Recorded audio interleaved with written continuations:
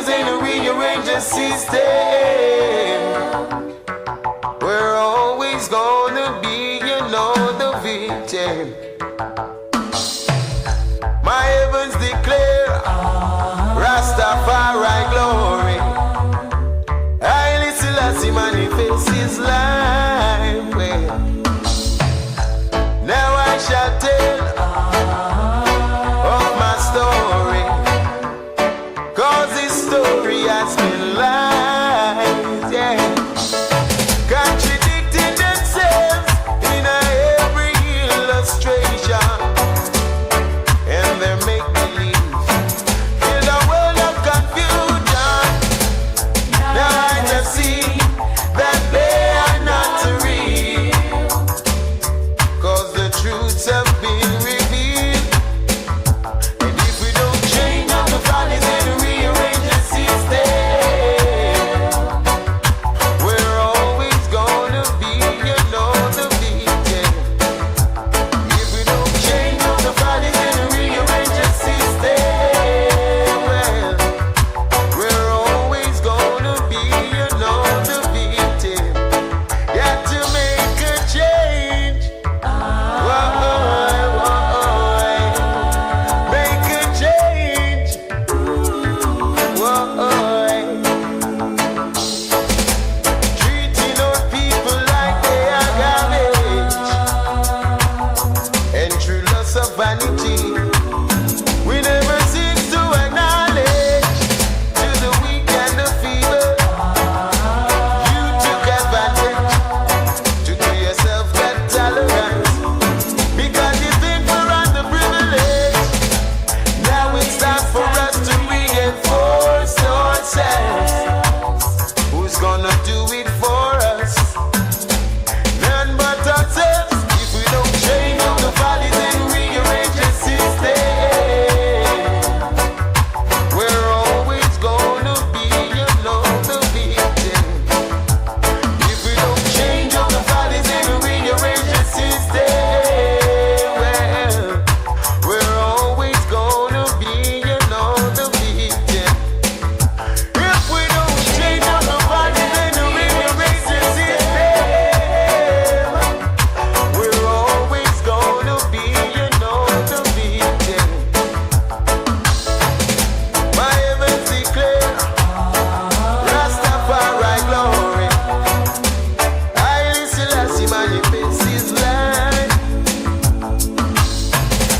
Now I shall tell of my story, 'cause his story has been lies. So if we don't change up the valleys and rearrange the system, we're always gonna be, you know, the victim. If we don't change up the valleys and rearrange the system, we're always gonna be, you know, the victim. If we don't change up the valleys and rearrange the system.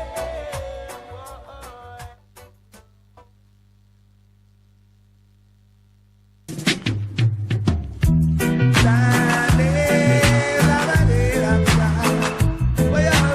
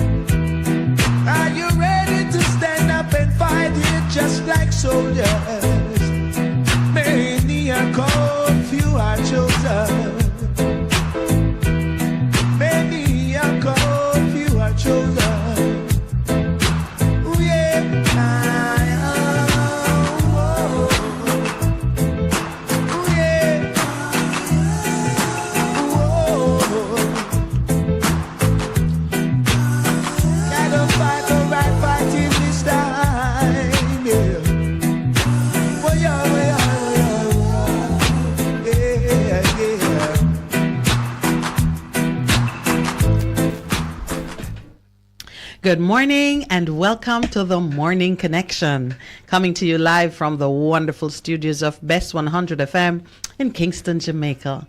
You'll know why I say wonderful when we get to 8 o'clock. I'm excited to be back. Thank you for tuning in. You know that these early hours of the morning are very special to us. We take the time to just share with you and help you to build the right spirit to face the rest of the day. This is your host, Minett Lawrence. In celebration of my return, Pastor Percival is coming in late. That's my story, and I'm sticking to it. But it's great to be back. The producer and I have returned from a 2-week absence, and I will tell you as much as I can about, the experiences and how it has, I think, strengthened us for this next go around. So welcome. This is the first half hour of the morning. We're playing some music. I am so pleased to hear the music chosen by my engineer Lloyd. Make a Change by Bushman. I'm going to tell you why that music is going to be very important to us in this season. And of course, Revolution. Are you ready to stand up and fight for the right revolution? Because many are called, but few are chosen. We're talking to the chosen few this morning. My heartfelt welcome to those who have joined us on air, those who have joined us online, and those who are motoring on the road and have decided that we are the ones that they want to listen to this morning. Thank you very much for joining us, and I say welcome to those in the studio. I am happy to see Lloyd have a new hairstyle. I shall describe it in full detail. Suffice it to say, it has been a time of growth. And of course, welcome to the producer, and welcome to Pastor Percival, who has just walked into the studio so I could look at him properly. Pastor Percival, may I please have that 100-watt smile? Oh, it's not 100-watt. It was a grunt. Anyway, you'll hear Pastor Percival very soon. All right. We've made some new friends, and I hope they are listening. So good morning to my new friends, those who, while we were on our journey, took the time to tune in and to give us their listenership now that we're back in Jamaica. And of course, you're going to discover that a lot of what we're dealing with in Jamaica, others are dealing with the same issues all around the world. And there is that same need for us to strengthen and support each other. Lots of things to talk about. Last night when I sent Pastor Percival a little note to say, see you in the morning, he immediately sent me something else, which I know we're going to talk about today. So just waiting on Pastor Percy to tune in, join me on the microphone. But in the meantime, I just want to let you know that I am happy to be back. I hope that life has been good to you in the last 2 weeks. And let's see, is it time? Yep. Time to take the break. First break of the morning. When we return, you'll have the two of us joining you as you journey through the morning. Well, maybe the three of us. I was trying to persuade the producer to come on the microphone so people wouldn't think that I went away to have a quiet divorce. Just so they know he's back. Yes, I'm back.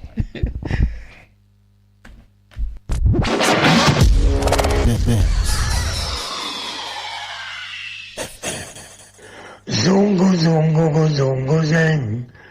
Zongo zongo go zongo zeng. I'm getting married in the morning. Hey, this is King Yellowman. And remember, the 31st of July. Remember, original, black and white, featuring Sniper International, with a man called DJ Kippo, DJ Snow, DJ Toppy, and it's gonna be at the Savage Pen Sport Complex off Garden Town Road. I found my trail. Yeah man, big up. Make it a date. Don't be late. 31st of July. What should a taxi service do for you? On-time taxi service is more than just a ride to the other side of town. They offer clean and spacious vehicles, reliable service, and promise to always look out for their customers. They'll come when you call and take you where you want to go on time. From anywhere at all. You can call us at 926-3866. We are something special on the road. Half a tree, one and drive, half a tree. Bossy, how you do I take taxi star? Jano, I want to tell you, say, 2 months now, my transmission mash up, and I check everybody and can't hear nothing positive. Yeah, hear me? You waste all that time I shop around and never call the experts. Winters Auto have them. Them have over 35 years of experience and them diagnose the problem and get back your transmission brand new. For them service excellent and efficient. Trust me, man. You hear me? Call them at 929-7040 or go to them at 106 Maxfield Avenue, Kingston 13 and talk directly to the boss. Just tell them I'm me, send you. Wow, you big star. Yeah, man, respect my boss. I try and call cause trust me. Waiters Auto Spares and Repairs, good afternoon.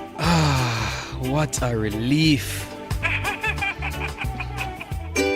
Best 100 FM is the authentic voice of Jamaica, promoting your prosperity with better vibes and better music. Let us promote your goods and services for you. Advertise with us. For more information, call our office at 876-276-8935. That's 276-8935. For a better choice in all your electrical supplies, A, authorized 3M dealer and better brand names. B, better service including free island-wide delivery. C, all major credit and debit cards accepted. It's ABC Electrical Sales. Shop number 8, Hagley Park Plaza, Kingston 10. Open Monday to Friday, 8 a.m. to 5 p.m. Saturday, 8 a.m. to 4 p.m. We make your electrical jobs as easy as ABC. Call 754-3825-8 or fax 754-3659. ABC Electrical Sales, for a better choice. Vejan Printers for all your printing needs. We specialize in calendars, flyers, brochures, and more. Call us today at 968-7506. That's 968-7506. Or visit us at 4 East Bloomsbury Road, off Hagley Park Road. Vejan Printers, your best choice in printing. The Morning Connection is not your usual talk show. We aim to stimulate discussion and chart new paths to self-empowerment. So please join us, Minett and Percy, on The Morning Connection, Mondays to Thursdays, 6 a.m. to 10 a.m. on Best 100 FM. It's good, it's better, but nothing beats.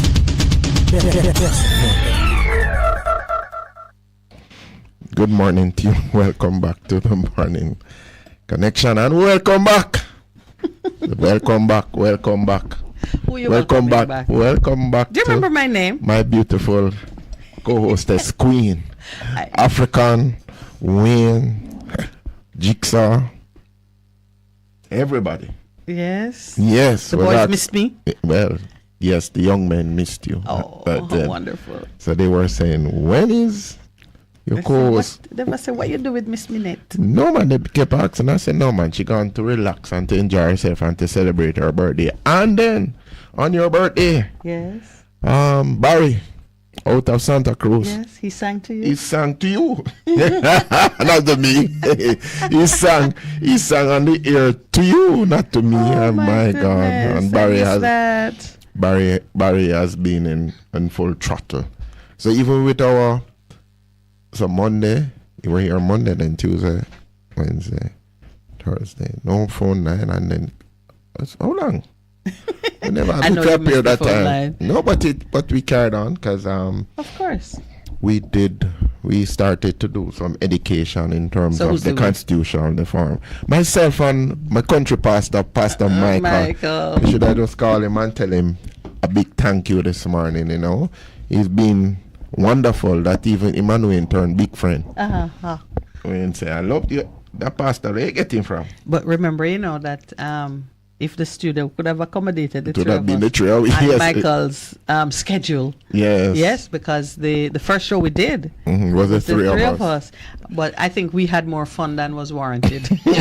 So let me also say thank you to Pastor Mike for holding the mic. Yes, because he was here, and when he couldn't come, he called in, and then the lines started to give their problem. The console is fixed. So that means he fell in love with the show too, Michael. Yes, remember, when we were pressing him to just join us with more regularity.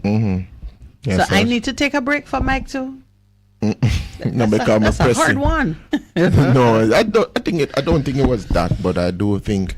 Press him so he can be on. But guest with us occasionally. That he believes, because he says he's not picking us up over his side, over Portland. Yeah. So he was saying that what can we do to fix that? Because he was commenting that he was saying thank you very much for what we do on a morning between 6 to 10 in terms of seeking to re-educate, in his own words, to tell the people to think again in terms of how we are going about doing the things that we do. So it is good to have you back, my sister. I hear him. He's saying more persons would benefit from more hearing the conversation and participating in it. Yes. Well, I bless him for those encouraging words. And let's have a word with. See, you got the phone lines fixed while I was away. I could go for another 2 days, and you could sort out the. I need to go for some days. You know, Mr. Producer. All right. Yes, I welcome. Yes, welcome back. I was saying welcome back, Mr. Lowell. So this one, you know, that tell him I can't deal with him so much. No man, him get fiery. He went into the furnace and came out hot. Oh, he came out like the Hebrew boys. Yeah, but he conquered fire and death. Conquered fire and death. Oh, you need to share that with us in terms of what that means. But you know, this morning as we are here and you're back. Oh, God is a good God. God is a wonderful God. God does the thing that only He can do, and He causes everything to happen according to His own purpose.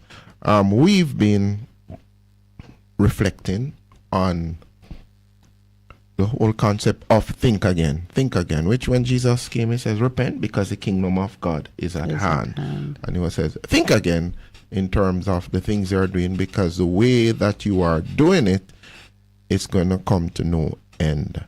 And you talk about fiery furnace. You remember those 3 young men? Yes, I met them summer last year. Yes, those 3 young men, yes. and the backdrop to that story in Daniel 1, I've shared it, but it just came back that I need to say it again. And to get your spin on it. So here are these young men taken out of their country into exile. And the king says, all right, I want you to pick the best of the best. They need to be handsome. They need to be well educated. They need to have the whole shebang, as we'd call it. And then he says to them, I want to send them to university. Because university is 3 years, isn't it? Well, it can be 4 or 5, depending on what you're doing. The skill. But it was akin to normal university for us here, 3 years.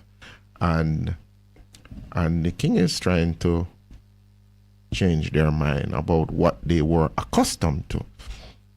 And this is in Daniel 1. And he says to them, I want to eat the food of the land. I want to become assimilated into my culture. And he says, Daniel,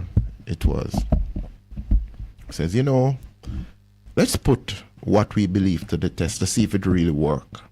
Because I really think that we are in the time when what we say is coming to the test. Does it really work in the real world? And he says, okay, let's put it to the test. You feed everybody like number, but we, as 4 young men, we will not eat. We'll go on a special diet.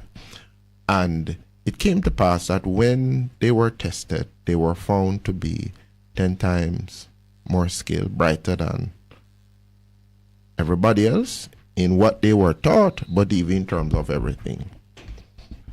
And because of that, God's favor on them, they were promoted. Wow.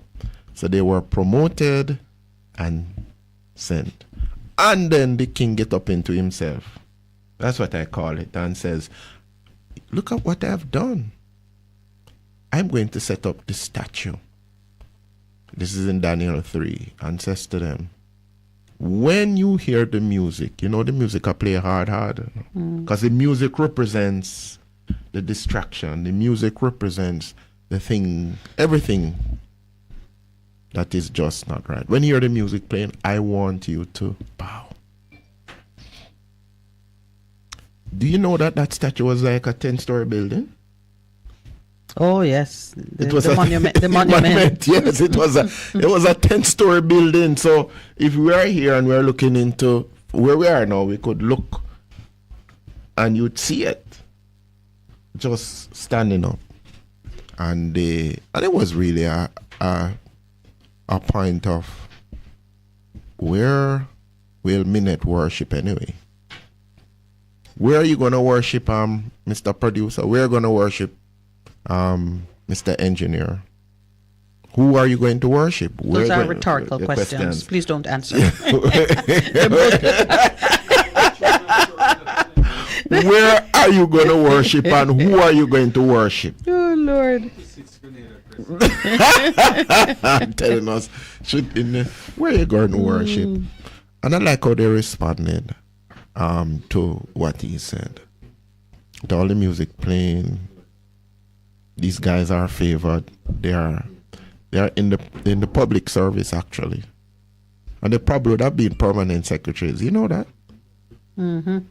Or governors of the bank, because when he go through what he lists, the treasurers, the governors, the secretaries, everybody, and he says, well, we have served you well, but I want you to understand this. Are we not listening to King? We're not listening to King Nebuchadnezzar. We're not going to do that simply because we have drawn a line in the sand for us, and even if it means we know that the God we serve, he can do something, you know. But even if he does not deliver us, we're still not gonna bow. And the question that I asked to us as Jamaicans, where ultimately will we worship as people of God? Those who say that we are God-fearing. Yesterday, myself and Mike spoke about that. Mm-hmm. You talked to a lot of Jamaicans, and you've been on the street. Me? Yes, man. You've been on the street. Remember, part of the thing, you'd go on the street and talk to people, and most Jamaicans say, "Me God-fearing, you know." Oh, you mean? Yes. You mean when I do outreach? Yes, when you do outreach. Yes, when you go on the streets. When you go on the streets doing outreach, you say, "Me God-fearing, you know." Yeah. All right, so what would you like me to weigh in on? Because I have a whole different thing going on in my head concerning what happened here.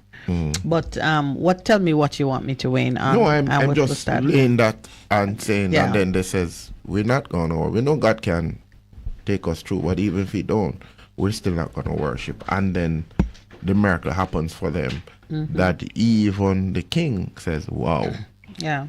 This is something significant. All right. So there are a couple of things, and it slides right into what's preoccupying my mind this morning. You know, we are always talking about governance, how the leaders whom we elect and to whom we give the authority to do various things, how they carry out the tasks which are necessary to keep a country in a prosperous mode. Because, I mean, let's face it. That's what they're there That is the objective.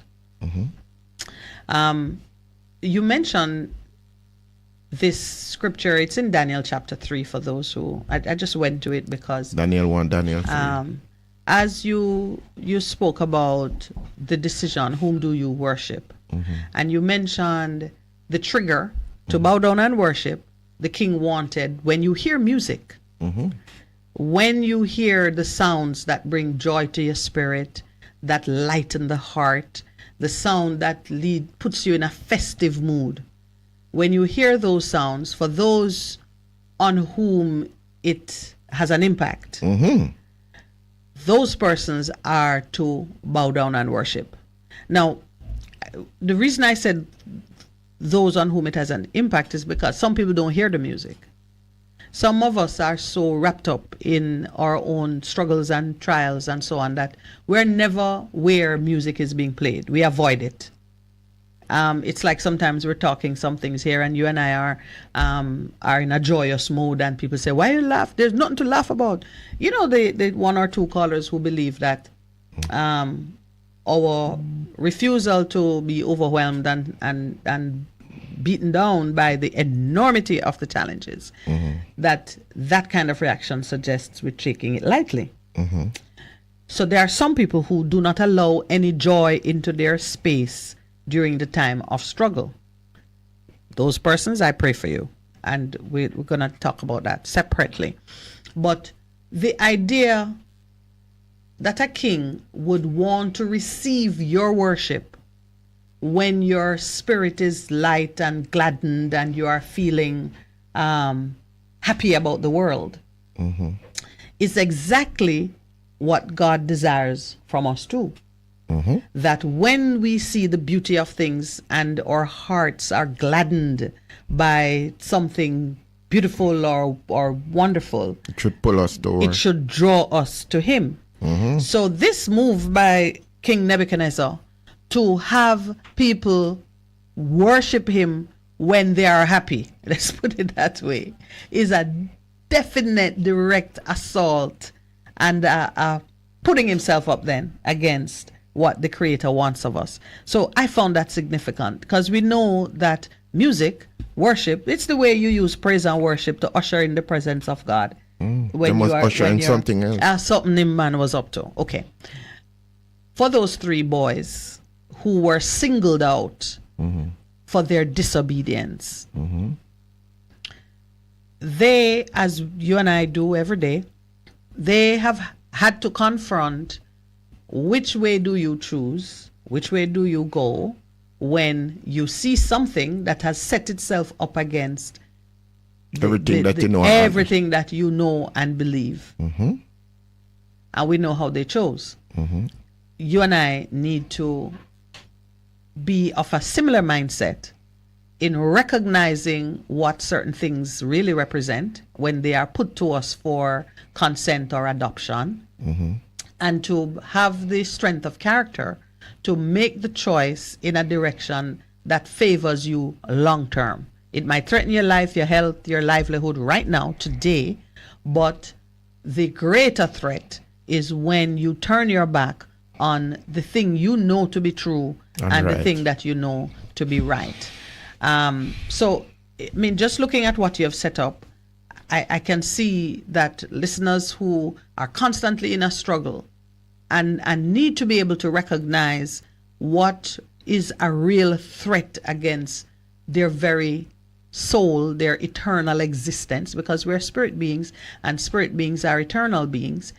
The bodily encasement, the flesh that we inhabit is temporary. It's not the end. And it's when it dies, it's not the end of us. Jesus says, be fearful of he who is able to take out both. Absolutely. The man who can cut your hand and let it bleed, or, you know, make you struggle for food or feel pain, or, you know, you're homeless for a season. That the man who can do that to you, don't mind him, because his power is limited. No matter how much your body is crying for relief and for comfort, believe me, the greater danger is to that invisible but eternal part of your identity. That's why the search for identity is so crucial. When you can recognize your true identity, it gives you a different perspective on how to assess and respond to certain threats. But you went into some issues as you spoke about Daniel and the treatment that the Hebrews received in the court of this foreign king. They're in Babylon. And I want to remind you, Percival, that when you study the scripture, you see the people that are taken captive, the first pick of any invading nation is the top. The royal, the priests. So, you know, those of you who are, broke down and at the bottom of it. Do not fret that the Chinese are going to take you off to China. Nobody invades a country and take those who are at the bottom of the heap. They take from the royal courts. They take the princes of the land. Because important to the understanding of this is the war, the military engagement, when it is completed, is only the first step. Do you know, as we are suffering under the same trauma, the enslavement of a people is not the enslavement of the body. It is the enslavement of the mind for generations and generations and generations, where 400 years after slavery, you still automatically assume that a person of a certain color is better than you, is more entitled than you, is more deserving than you. That is what the real war is about. And today we are still trying to shake off the vestiges of colonialism. Oh my gosh. A lawyer of over 50 years experience died, and when I picked up the paper and read the Chief Justice's words of condolence, he was calling the man King's Counsel. I don't think that man served as King's Counsel at all, because for all of his active career, he was Queen's Counsel. But we are so faithful to the nonsense that even at a man's point of death, we are going to place against his name something that is of another time and place. I'm wondering. And, by the way, my condolences, of course. I knew Mr. Henriquez. I was junior lawyer. He was always senior. When I read that, No, senior. But, he was one of those persons that when he spoke on an issue, people listened, not only because of his erudition, but his seniority, the experience that he has had. And for all the time I knew of him, he was Queen's Counsel, because the Queen was sitting on the throne.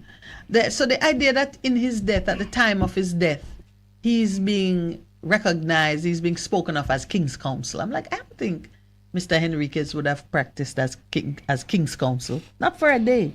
But we are so slavish in our adherence to that protocol that even in death, we're sticking it on the man's name. Every case in which he has been active and so on, that is recorded, you would see QC. And on his gravestone, if his family wants it that way, they would put KC. That doesn't make sense. But they do. But it's how stupid it is. No. And I only mention it to bear out my point that the invading nation, the oppressive force, seeks to capture your mind for generations. So they took off the royal house, and as you said, the best of the best. So it wasn't even just anybody, the Adelbrain cousin who no. is royal. no, they took him have on the clothes, but him not have the brain power. Nobody really took off the best, the very best, because when you listen to that, versed in knowledge, yes. Good looking, everything, the best of the best. The checklist. Yes, it's was what there. You young women would say, I am seeking a husband. The finest. But that so they capture the finest minds, and let me tell you, that's what they when you get your constitution, after they have taken the finest of your nation and put them through their schools, given them the scholarships and the different inducements, carry them off to their colleges in foreign lands where you're there with your different colored skin, and you are convincing yourself that you are equal to whatever is going on and you're deserving and you're entitled. I don't know. Or maybe when you're there, you're subjected to every type of offense that the human spirit can bear, and you come back highly educated but brutally damaged in the spirit. Beaten in spirit. Beaten down in spirit. Absolutely. So, and you may take unto yourself a foreign wife and try to assimilate the culture and the ideas. Isn't that what a lot they had? Of course. It's what happened to a lot of those that generation. Of that generation. And still is happening. Absolutely. Yeah, and then you see the truth of it being revealed when you discover that they didn't even keep a record of your presence in the country. So later on, somebody will just deport you or throw you out as an illegal alien. Because of what happened with Because Will they Rush. they never had the intention to treat you as an equal. They were simply carrying you into their house in order to draw you over to their side, but only as an enslaved person. But you know, you look like Michael was reading off of the same. No, it's interesting. But Michael is my brother at the heart, so yeah, but there's he said little likelihood that we would but see it in terms differently. of education. Yeah. That's a point he's being at. He says to describe. He says, remember, what we got was a system that was about building their empire, not about us. Never about us, yeah. And him said, but we still hold on to it. And said there are some but few good things. And him said, this is a challenge that any leaders have to cut loose on that, because it was, we say, plantation economy. And he kept saying, well, the truth is they might operate the same way, but it's just that the house slave has become now has the key. Yes, has become now has the key. And but so but the mind is still against the welfare and the well-being of every Jamaican.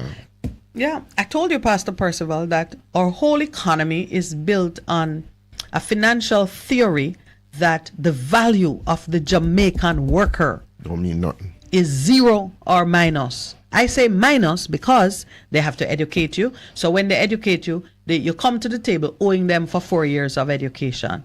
Then they have to pay you a salary and keep you at just that point of impoverishment that you don't seek to escape the bonds, and you are so attached to whatever meager benefits you are enjoying that you don't want to leave.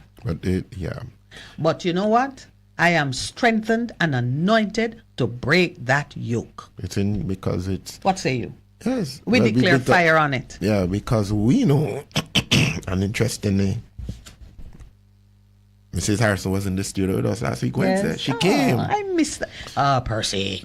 She came. And right after she came, she was in the newspaper again, because it looked like they're taking the government to court about this compensation. Yes, I saw that. I was kind of watching the news. But she kept saying, no, she's being consistent, What is our philosophy of education? What is it going to do for us? And then she just brought some things to bear. Like she pointed out and says, that is why I did a content analysis on the newspaper on the 2nd of July, in terms of the teaching. So on the 2nd, there were 29 schools needing 260 teachers. On the 9th of July, there were 23 schools needing another 200 and something. So it was now 400? Yeah, 400 odd teachers in 2 weeks. And it's not the same schools. And I've looked at what happened yesterday, because I've asked my daughter just to go through and just check it off and see what is happening. And then even in our family, church family, we've been telling people bye-bye, husband and wife, gone. Yeah. So let's look at it in perspective, because when we speak of it in the context of governance, it may seem that it is the government that is at fault or need to do something or whatever.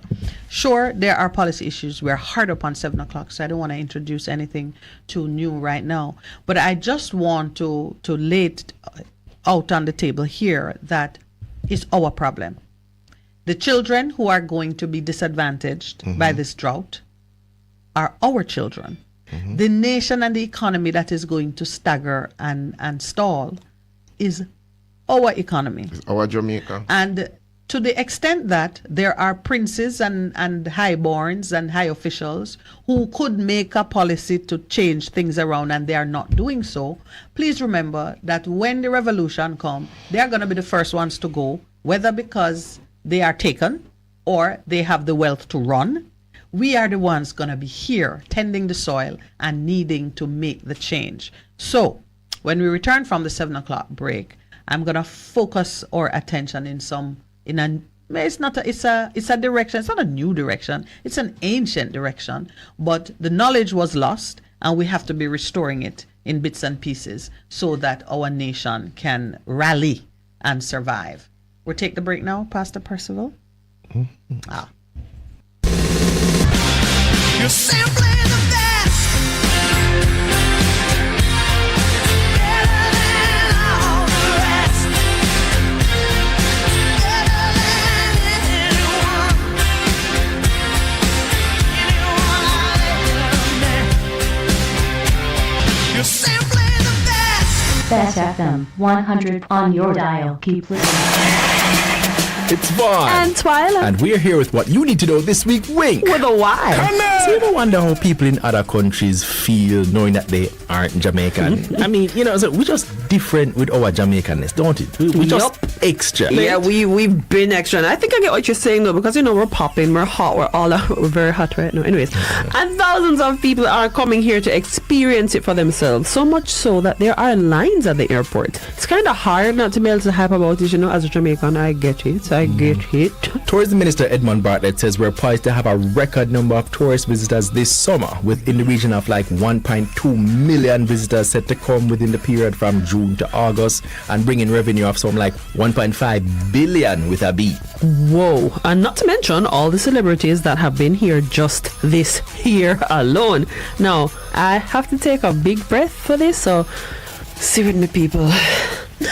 Angelina Jolie, Omarion, Chance the Rapper, Cardi B and Offset, 2 Chainz, Dua Lipa, Michael Douglas, and Catherine Zeta-Jones, John Amos, and of course Burna Boy, who seems like him planned to get dual citizenship at this point, cause him there everywhere. Exactly. They're all about to play it. Yeah, I kind of see why we're so hype as a people. I mean, it's like we're the cool kids in that class. Everybody want to party with me, you know what I mean? Yeah. Now just imagine what Jamaica could be if we could make the crime and violence a thing of the past. People, and by people, I mean out there plotting criminal activities right now. And I couldn't agree with you more. And just imagine how much money we could start bringing to this country if people really and truly started to feel safe to go anywhere they wanted to. Everybody could benefit. You know, I'm optimistic that we'll get there one day. You know what I mean? Yeah. Mm-hmm. In other news now, so when you go buy the AC unit where you promised me that time, that definitely happened in real life. But you not see me dying.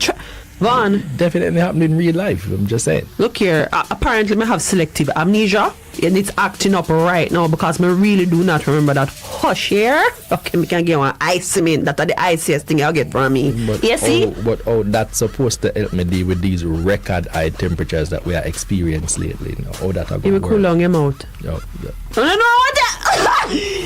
It's true. Anyways, do like what the health minister has been promoting lately now. Stay hydrated and minimize the amount of time you spend outside in the hot temperatures. This especially goes if you work outside in the hot sun, like our construction workers and farmers. The combination of high temperatures and prolonged sun exposure can pose serious health risks like heat stress, heat stroke, all kind of heat crosses. We don't avoid it from please. This is very true, right? And parents, make sure to monitor the children. You have to look for signs like lethargy, headache, dizziness, feeling faint, nausea, vomiting, altered mental state, and other things like that. You know what I mean? The heat can get really intense, and before you know it, bad things can start happening. So pay attention to the kiddies. He's absolutely right. So let's protect ourselves from the heat, guys, because we're not expected to get any relief till around September. Now, in other news, I think parents of students in rural Jamaica are looking at Transport Minister Darrell Vaz with a little interest right now. Yeah, I know why. I mean, not too long ago he announced that they are seriously looking at implementing a rural school bus system, which I have to agree is badly needed. You see, as a country girl, yes, it is badly needed. In rural areas, children have to travel really long distances and they often get overlooked because their fare is much less, and how recklessly some taxis and buses drive. Me, I tell you, first-hand experience, but know how the thing go. I'm actually sure a lot of parents will be happier with knowing their kids have a more reliable option. So before we get out of here, I just want to remind you to get on the JCDC website and social media pages to check out the entries from this year's festival song competition finalists. As usual, the public will have a say in the winner, so get your voices heard. I know which one I like, but I keep it to myself, Anna. Well, me not tell you my favorite neither. So, let me see my try going in now and then we'll talk. No worry, I soon tell you mine. I just kind of want to listen back and make sure it's really my favorite. I have to support the thing and do the thing right, you know what I mean? That is true, and that is it for Wink today, guys. If you have comments, send us an email to radio@jis.gov.jm. You can also connect with us on Twitter at JIS News. Follow us on Instagram and TikTok at JIS Voice and interact with us on Facebook at Jamaica Information Service. Until next time, I'm Vaughn. And I'm still Twyla, reminding you that knowledge is power, so stay in the know. A production of the Jamaica Information Service, the voice of Jamaica.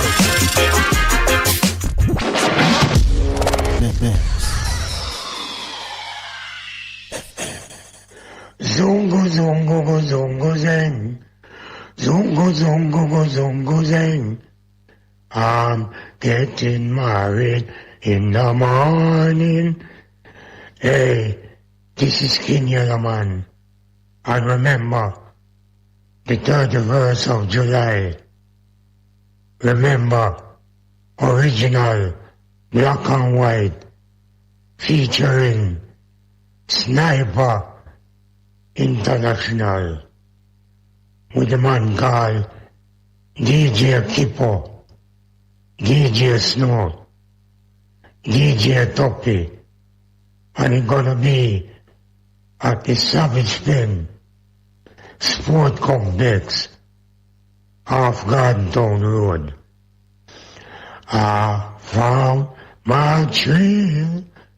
Yeah man, big up. Make it a date. Don't be late. 31st of July. Praise the Lord, praise the Lord. God is good. This is your radio pastor and friend, Reverend Simon Peter Jones, inviting you, my friends, to listen every Tuesday evening on Best 100 FM at 7:30 p.m. for the program The Voice of Hope, as we extend hope to the hopeless in this dying world. God is good. Be encouraged. Hope is in the Lord.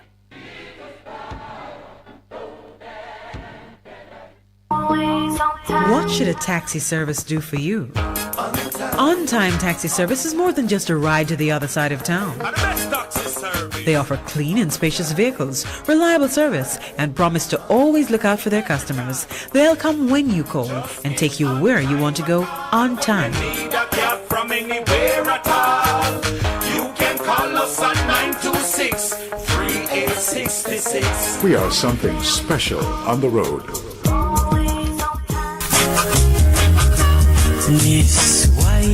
Greetings. I go by the name of Miss Wireways. Catch me on Bess 100. I will be discovering the greatness of Jamaica and Jamaicans through people, places, and things, home and abroad.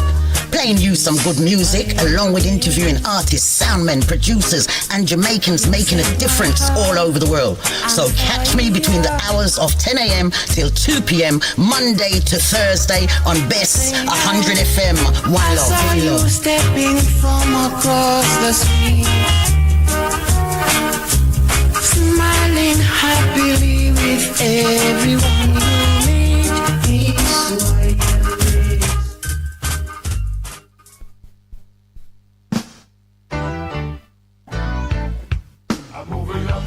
Bess 100 FM presents the Mature and Moving Up Show with Lascelles Butch Chen on Thursdays from 6 to 9 p.m.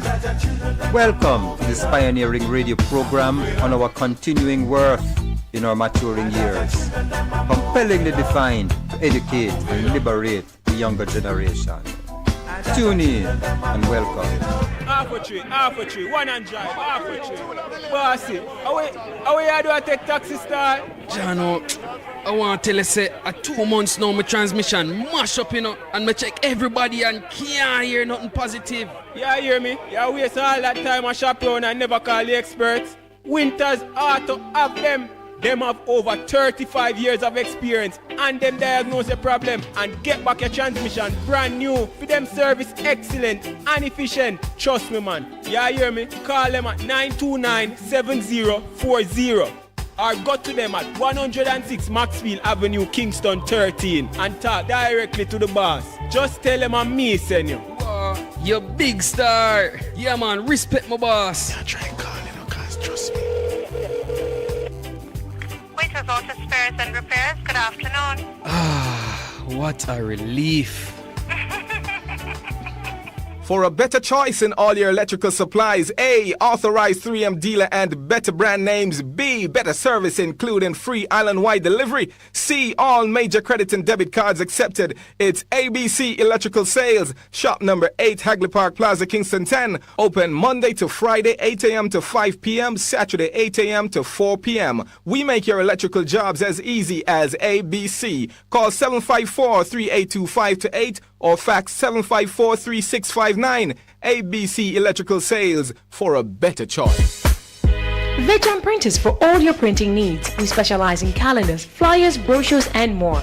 Call us today at 968-7506. That's 968-7506. Or visit us at 4 East Bloomsbury Road, off Hagley Park Road.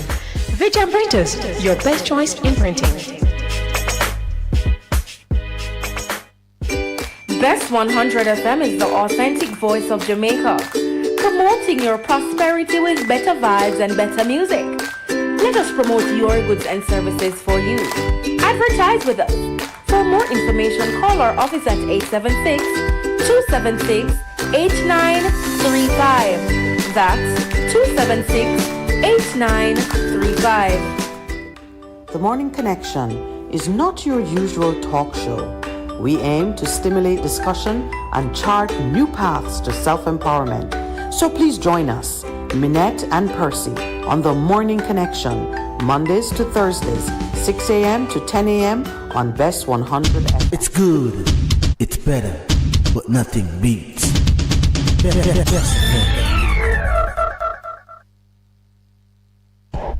Welcome back. All right, before we took the break, Pastor Percival had raised the very naughty but important issue concerning education and Mrs. Harrison. Mrs. Harrison had been in studio during my absence, and she repeated some things with which I am in full agreement. I did notice that the teachers are taking an issue to the court to address matters pertaining to salary. The salary, the compensation review and what has emerged. And, but to me, the greater issue, that's one thing, but another thing is, she keeps saying it. What is our philosophy of education, how important it is? And different people have said it, but if we don't settle that issue, in the minds of all of us as we move forward, we're going to continue to have it. How much do we value Percy, the right education of our people? I said to you as we're taking the break that it is not a government issue in its entirety. It's sure, issues. Policy can make a huge difference because policy drives where resources go and how priorities are set. But at the end of the day, it's our issue, meaning as parents, as the children, as the students, all the stakeholders in the business of education are the ones who are responsible for setting a course. For setting policy, as you... I said set a course because policy in the government sense will come out of the ministry. But there are many times that the ministry may not itself be sure of what they're doing, or they might be doing something that is at odds with what people are thinking. And we, on the people side, ignite a process to bring things in alignment. That's what I'm saying, because you remember we've had this discussion here when you pointed out where it becomes policies, because you've been trying to do it in terms of the exchange, and the social arena, and it not working, and it not catch, and so it moves the policy. But then what? And then when it flounders at policy, it becomes law. Yes. And so, whether we like it or not, in our present reality as human beings, I guess Mike kept saying, you know, either reward or you punish, but that is how it works in terms of... That's what man can do. Yeah. But we serve a supernatural God who is a multi-system God and can do many things outside of the old carrot and donkey. I may understand that, but still we are the persons who have to come up with it with the revelation that God gives us, that we can now be inspired to do what is right. So yeah, but that's where I'm in terms of a lot of other things. When we've stepped away from the revelation that God has given to us at the very beginning in terms of how we must be, then we fall to the knowledge of good and evil, which is our own doing. When he was saying, if you stay in relationship with me, everything good enough. But when you move to knowledge of good and evil, where you do things based on information, you're in a serious thing. So here's what I would say to Miss Lasandra, who only has a few more months left in her tenure. About 2 months. In her term, 21st of August when she hands over. But she still, as she explained to us, is part of the presidential court elect, incumbent, and then the one who's outgoing. Yes, which is their way of trying to stand by the law of the Medes and Persians. That's interesting that you have said that, but it's true that they're trying to maintain continuity by keeping the various personalities engaged in the process at all times. So it's like you never die. It continues to exist. But what I would say to her, with the anointing that she carries, and I am deliberate in my word, some persons might say she has charisma and influence, but we know that all power, and using a basic definition of power as the ability to shift or to influence the decision making of others. That enablement come from the throne of God. So the anointing that she have, her ability to persuade and to convey and to change others, I would say to her, use it to impose, another deliberately chosen word, impose a philosophy on the policymakers. An organization like the JTA, 27,000 of them, have the ability to create or really to record, to articulate the policy and the priorities by which they will be guided in carrying out their job. And if they create it and the government say, where are you going with that? They have the ability, because they are the ones in the trenches. This is a rare, they're in an excellent rarefied position, because they are both the thinkers and the doers. The teachers are out there on the front line. They must every day approach their job with a clear idea on what it is they need to accomplish.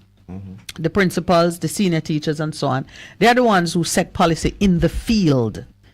Yes, they should be guided by what they're getting out of the ministry.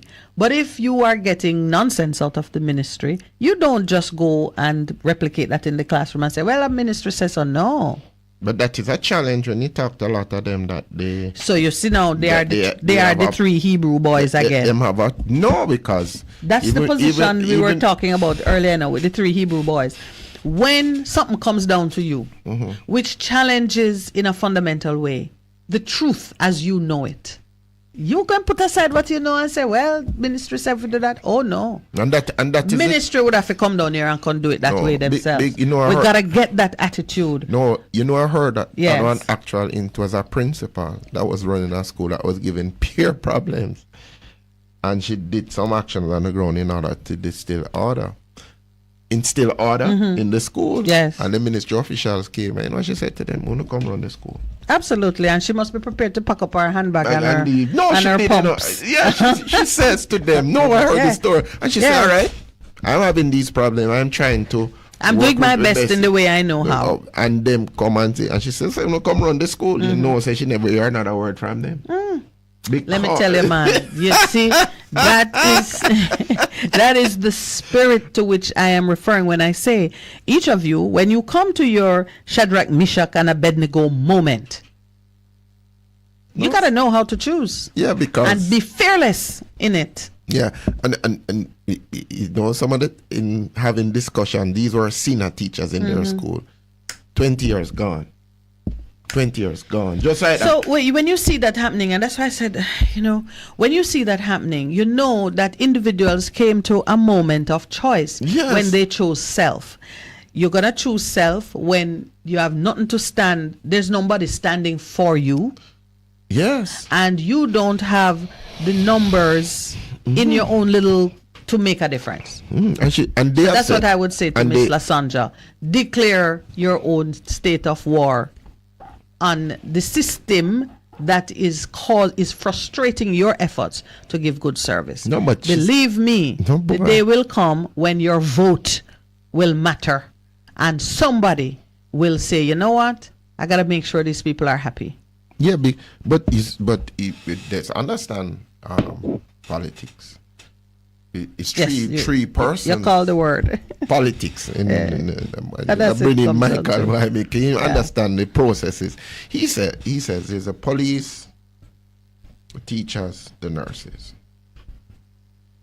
You don't hear any squeak out of the police, you know. Yeah, the police have gone.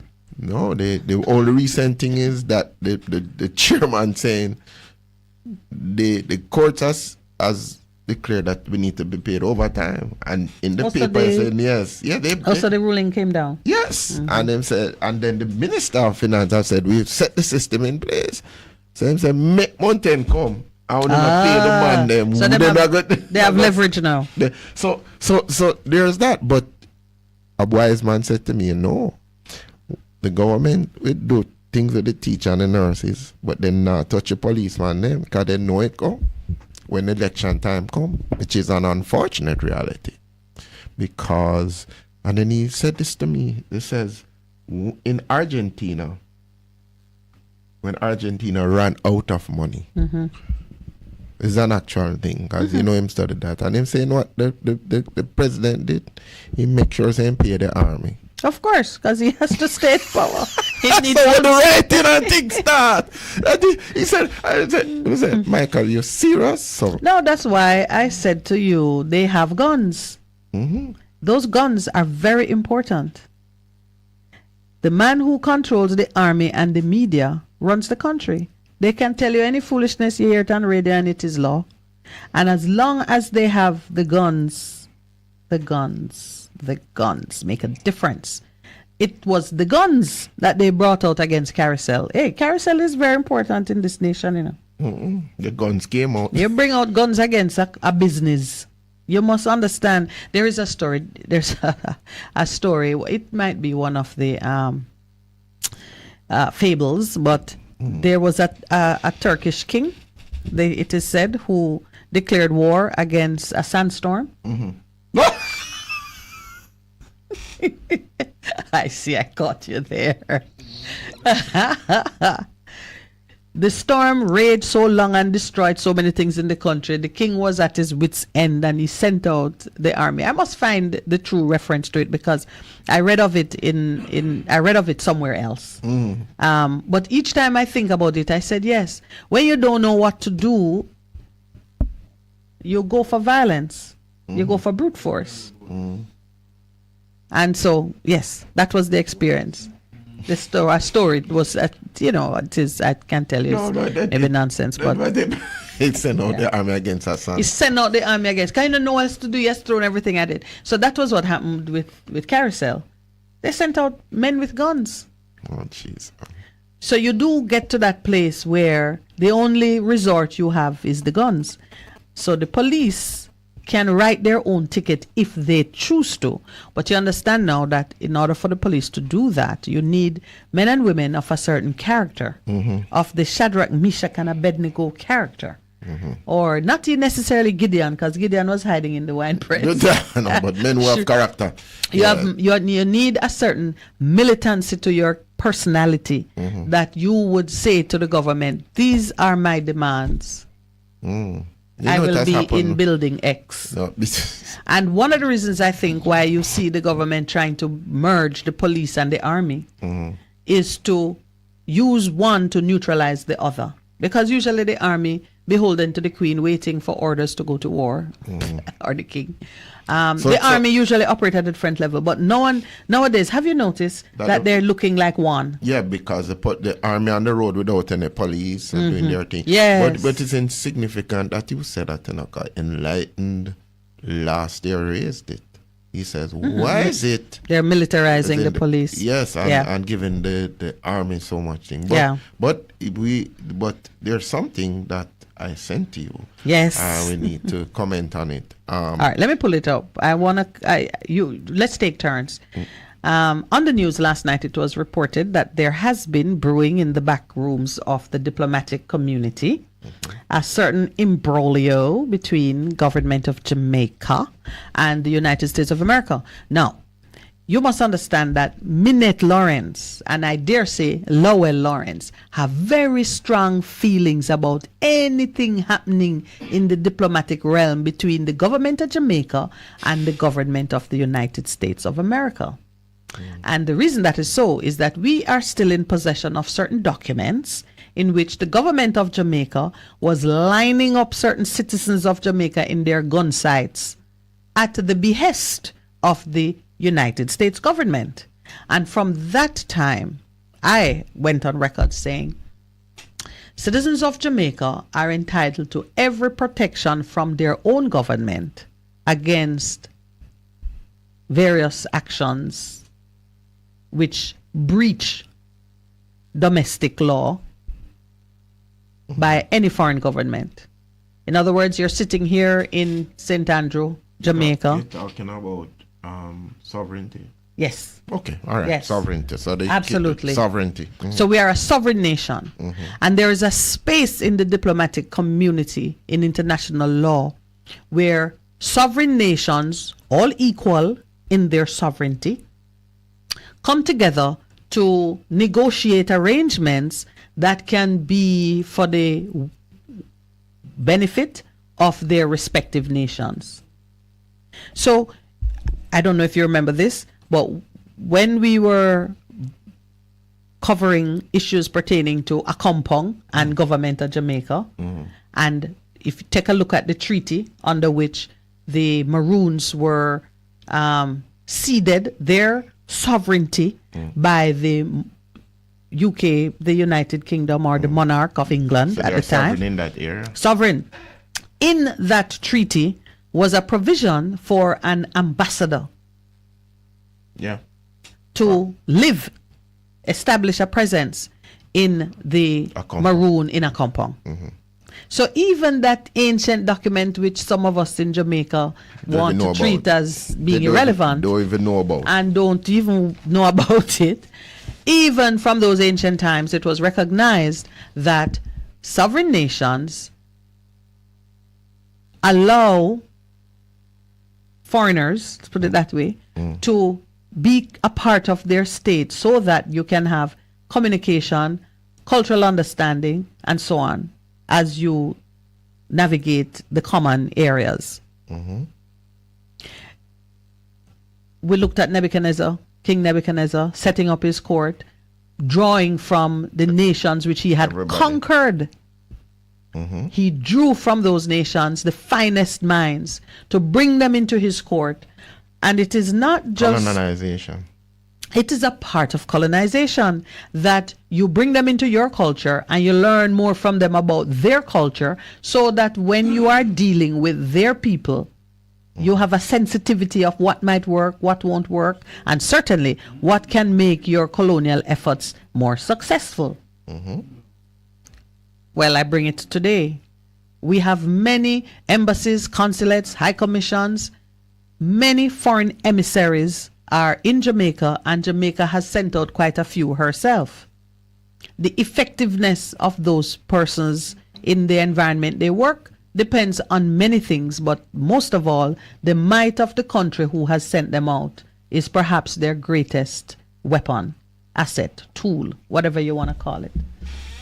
So now we know that America has presented papers to our Foreign Affairs Ministry for accreditation privileges to be granted to a diplomat who has a same-sex partner.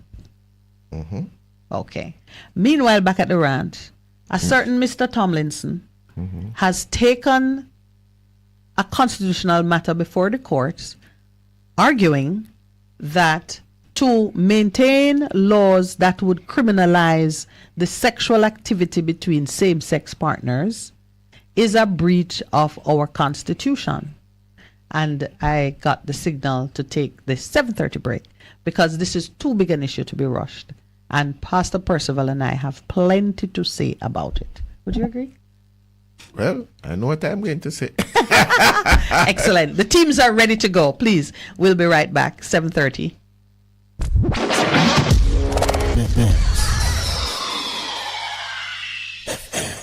Half a tree. 1 ready, 200. Ready, mama.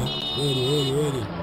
Is this the confusion you feel when trying to work your way through medical systems in Jamaica? Try a dose of Ask Dr. Mary every Thursday at 5 to 6 p.m. Let Dr. Mary help you understand your medical problems and bring you to a calmer place.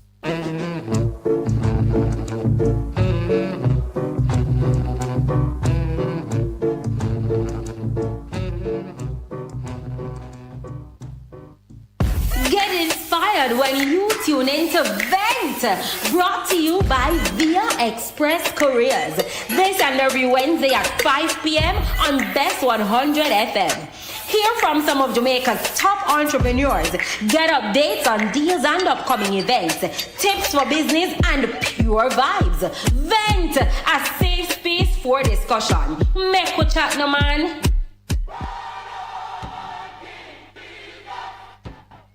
Praise the Lord, praise the Lord. God is good. This is a radio pastor and friend, Reverend Simon Peter Jones, inviting you, my friends, to listen every Tuesday evening on Best 100 FM at 7:30 p.m. for the program, The Voice of Hope, as we extend hope to the hopeless in this dying world. God is good.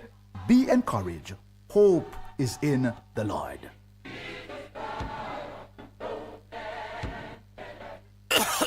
Ew, baby, you sick? Drink this. Strong back tonic wine. Oh, baby, you look like you want to sort out. You think that's all Trangback good for? This delicious tonic wine has natural ingredients like Busy, Medina, Moringa, and more to strengthen your body so you can fight off anything, including viruses, where it sound like you catch. Available island-wide, all foreign. Order at 749-1286 option 1 or IG Trangback TW. Trangback. Straight me back for me. Best 100 FM is the authentic voice of Jamaica, promoting your prosperity with better vibes and better music. Let us promote your goods and services for you. Advertise with us.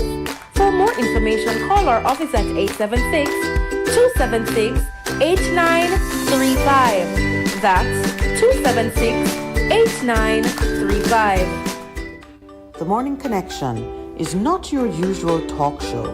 We aim to stimulate discussion and chart new paths to self-empowerment. So please join us, Minett and Percy, on The Morning Connection, Mondays to Thursdays, 6 a.m. to 10 a.m. on Best 100 FM. It's good, it's better, but nothing beats.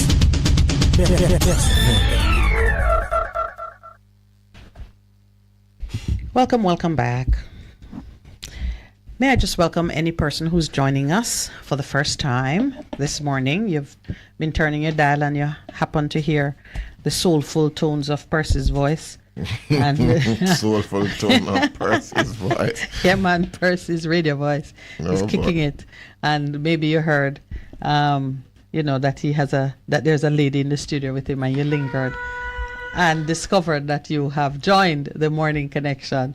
I just want to welcome you. I am expecting our family to grow and grow and grow because we serve a God of multiplication. It has grown. And everything that he touches, he can't resist it. That's just his character.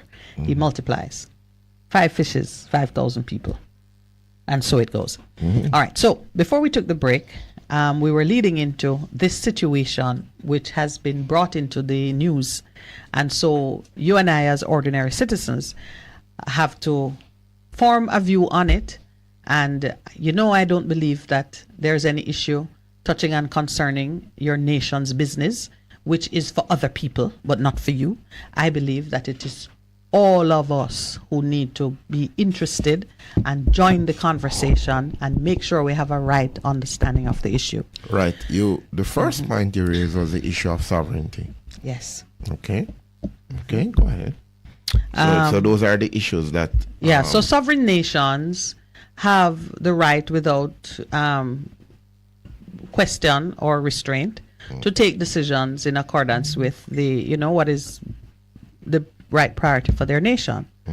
But this sovereignty, just like how you have your fundamental rights and freedoms as an individual, this sovereignty is meaningful only within a context where others in your community are not affected or are, I don't want to say okay with it because that minimizes it a bit. But just understand that you exist in an international community. Trade is important. A righteous relationship with your neighbors is important, and all of that. Let me they talk about sovereign, but what we have been used to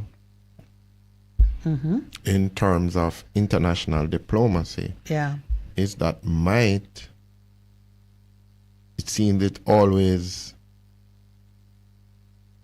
No, don't say that, because Jamaica is influential in many areas. But in terms... Are you talking about military might, economic might? Economic might. Whatever might it is, some of the times is what wins in the end, even though what is right and wrong according to the principles is get lost in it, because we can think of a lot of things that have happened and it was because...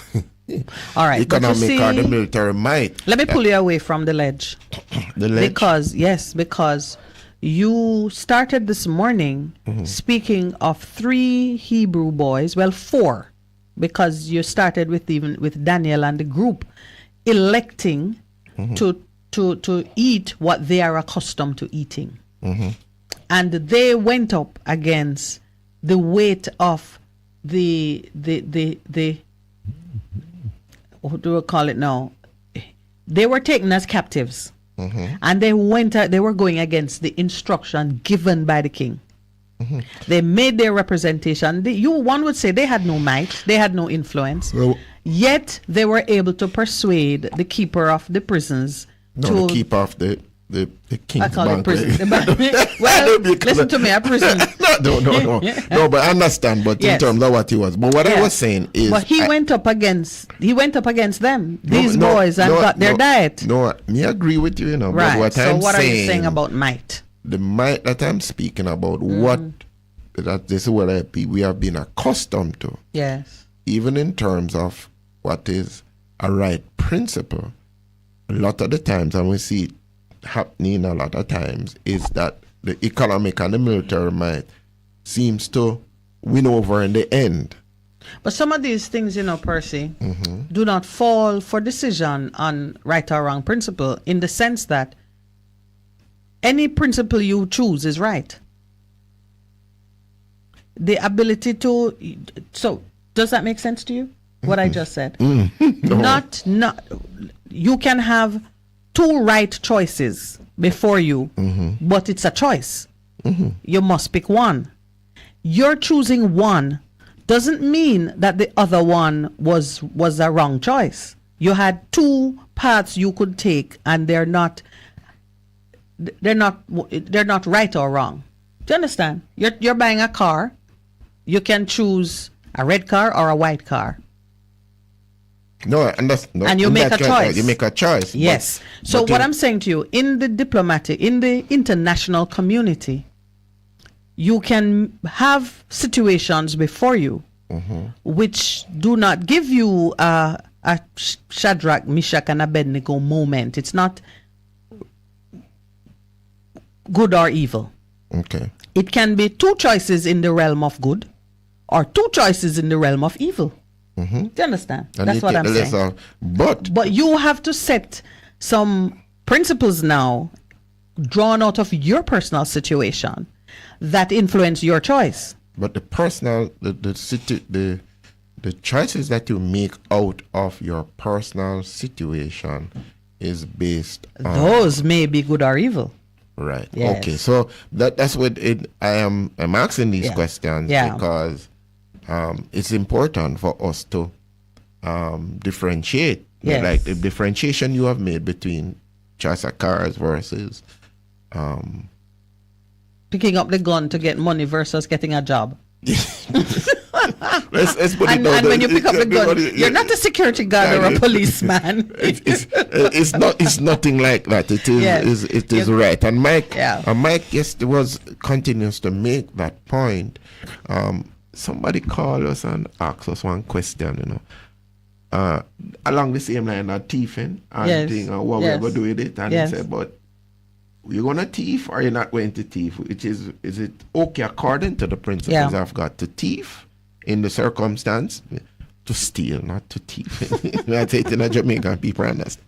Versus to do what is right. Anyway, press on. You're making a point. Yeah. All right. So the foundation I'm laying for the discussion now is what was the correct thing for Jamaica to do concerning this request from their friend in the north to extend diplomatic privileges to the partner of a diplomat in a same-sex union. Now, I'm going to speak based on scripture and principles of righteousness and justice. I'm going to start it there. I am not going to dive into international conventions and norms concerning how diplomatic privileges are granted. Okay. But understand that for you to be fully versed on the issue, it would be good for you to research how these conventions operate.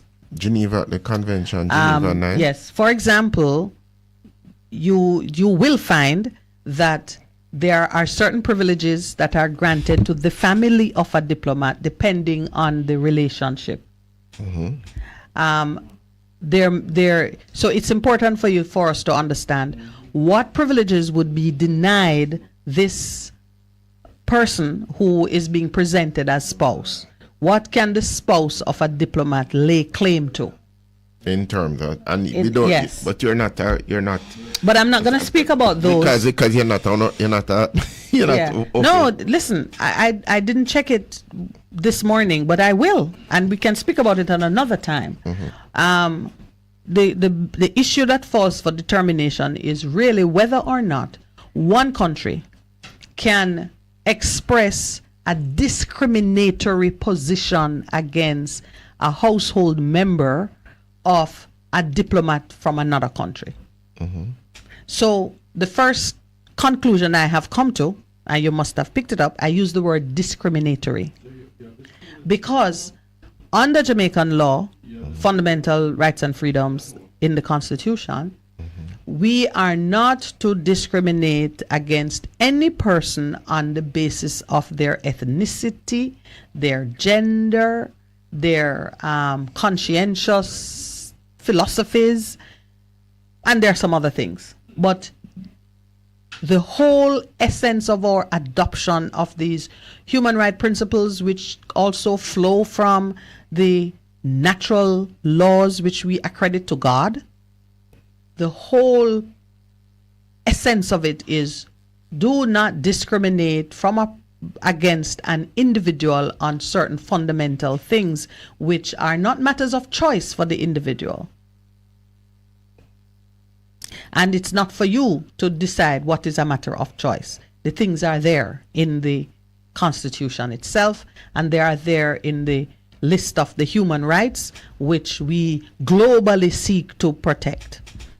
When the issue came up, I said to Lowell, you see now, when you begin to use the laws of man to form the framework in which you enter into human relationships, you paint yourself into a corner, because not so long ago, a biracial union attracted the same disfavor. Not so long ago, you show up black man, white wife, or, well, white man, black wife, it elicited a certain reaction based in law. Jim Crow laws, ridiculous laws, but it was still based in law. Mm-hmm. We are fighting in the current realities for the rights of women to be respected in different places. Muslim women are under certain limitations. Sharia law is still operational in various parts of Africa and in the Middle East. A lot of gender-based violence comes out of discriminatory policies and cultural norms which we have allowed to continue, even though with greater education and more revelation, we understand that these things are wrong. Small children, young girls are being sexualized prematurely because we encourage and do not take strong action against certain practices. And I could go on and on. Child labor is taking place in some areas because we want to minimize and not pay fair value for the labor of individuals. And you can go on and on. All of these are immoral, unrighteous, and are contrary to natural laws as we understand them coming from the throne of God. We as human beings making laws in our various countries, we don't advocate for, we don't resist, we don't take steps in covering those areas. We select one or two things. And I have said repeatedly on this program, I've said to Percival privately on air, it is not the will of God for man to use laws and legislate issues of morality. I've said it repeatedly in relation to abortion. I've said it in relation to the Buggery laws. I've said it in relation to, other things. And I'm not saying Percy and I are in a debate on this issue. I'm only laying a foundation and then he will respond to it. So don't jump out the blocks yet. Not responding. I'm just saying she's stating her. Oh, you're making it clear that you are not in agreement with me. No, you are stating your position. Yes, but everybody knows I am the one speaking. Whose position would I be stating? No, but that's what I'm saying. I'm not responding because I'm just listening. Yes, and I'm saying it in a fulsome way, so those who are also listening can see where I'm coming from and pick their spot. Because you're gonna have to pick a spot. You're gonna have to pick a spot. Pick a spot or pick a side. A spot. Because we are one. Yes. Okay. We are one. Okay. Any family who look at their teenage son or daughter emerging with confused sexuality must pick a spot. And your spot cannot be based on, well, pastor say, the law say. You gotta understand now, this my child given to me by God. I have some responsibilities, and God who gave him to me has the answer. So I am painting a picture for you, giving you a context to view what Jamaica has done. Jamaica has refused certain privileges to a person presented as the partner of a diplomat that the U.S. wants to send to us. And I can understand Jamaica is well within her rights as a sovereign nation to say the person is welcome as a member of the household of your diplomat, but the laws of Jamaica do not permit spousal privileges, whatsoever those might be. I don't know what they are. I don't know if it is that when the newspaper take a picture, the newspaper need to say wife of diplomat X. I don't know what those are. And an important thing for Jamaica is when you as Ministry of Foreign Affairs gives accreditation to an individual, you cannot safeguard them against the prejudice of the nation. And I'm sure that that is the case all the time. We receive in our shores cruise ships filled with same-sex partners. They come to our hotels, and it is a sort of a, what is it? Don't ask, don't tell. In Jamaica right here, I know at least one couple. Well, I know one personally who got married in another country and they reside in Jamaica. And I know of another, because Mr. Tomlinson is public about his situation, who wants to relocate his family safely to Jamaica with the spouse being acknowledged for who he is. It said so in the papers. So I know of that. But I certainly in my time have met many homosexual couples, male and female, living together right here in beautiful Jamaica. Now, spousal rights have a certain meaning in law in the domestic context. If you're married to a man, Pastor Percival would have officiated at the wedding, because our laws say who can get married and be recognized domestically. Male and female. Right. I am racking my brain to think of what this diplomat and his same-sex partner would require domestically that could cause an offense to the laws of Jamaica. I'm trying to think of it. Because if they're already married somewhere, they're not asking to be married here. If one dies, it's unlikely that they are going to litigate or probate the estate here. If one falls ill, it is unlikely they're going to be seeking to benefit from the insurance policy that covers medication and so on as a dependent in the character of spouse. So it prompts me to ask out loud, why would the government of Jamaica take such a position when it reveals their own bigotry and lack of sensitivity to human rights issues? It's discriminatory. Two, I cannot think of what it would offend in terms of what privileges were being denied. I am trying to understand, except for the fact that I know for sure that the creator of this world will use the wisdom of men to confound them in their bigoted positions and expose it so that they can find a right way in him to resolve it. Force the people of this nation who can be equally bigoted to confront their prejudices and take the right decision on these issues, which are human rights issues. There's nothing legal going on here. And there's a lot of times I feel like the government stumble into some ants' nest because they are unwise regarding the legal implications of what they're doing. We are constantly mixing morality and law as if to say we are the final word on morality. And as if to say you can use law to force people into being righteous. Never. Righteousness is in the heart. The law can command you to go left or right or take this or that punishment, but it can never compel you to love, to be kind, to be understanding, to be compassionate. Well, America has struck back. America says, well, you have these three people whose visas you want extended. Sorry, no.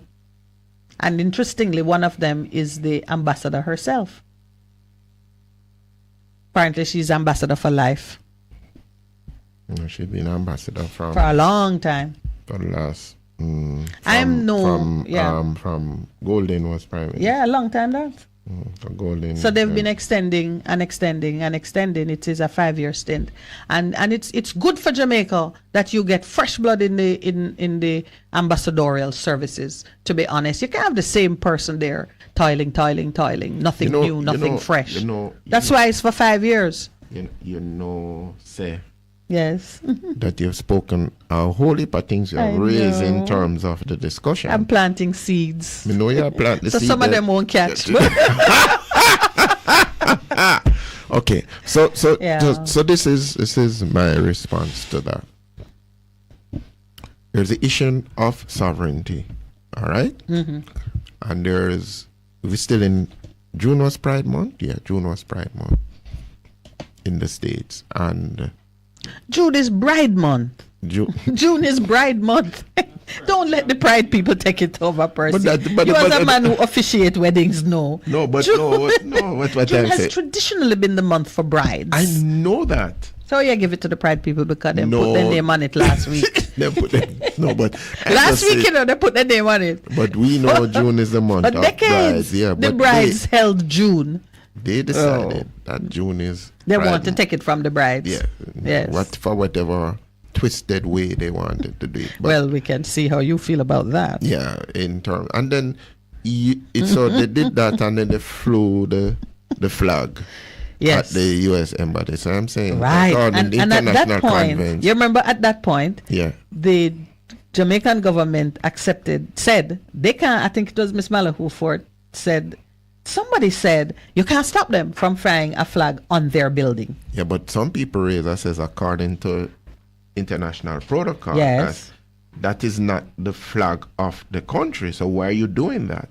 You are like in the face anyway. And this year, what they did, they made the building pink. People even what I'm doing it. But anyway. All right. So morals are principles or habits with respect to right or wrong conduct. Mm-hmm. While morals also prescribe do's and don'ts, morality is ultimately a personal compass of right and wrong. And they're saying it is individual, internal, which is where you have been in terms of you can legislate morality, correct? Yeah. Good. Well, don't use the word can't because you many that's your position. You can't really legislate morality in terms of what is right or wrong. It does not succeed. Yeah.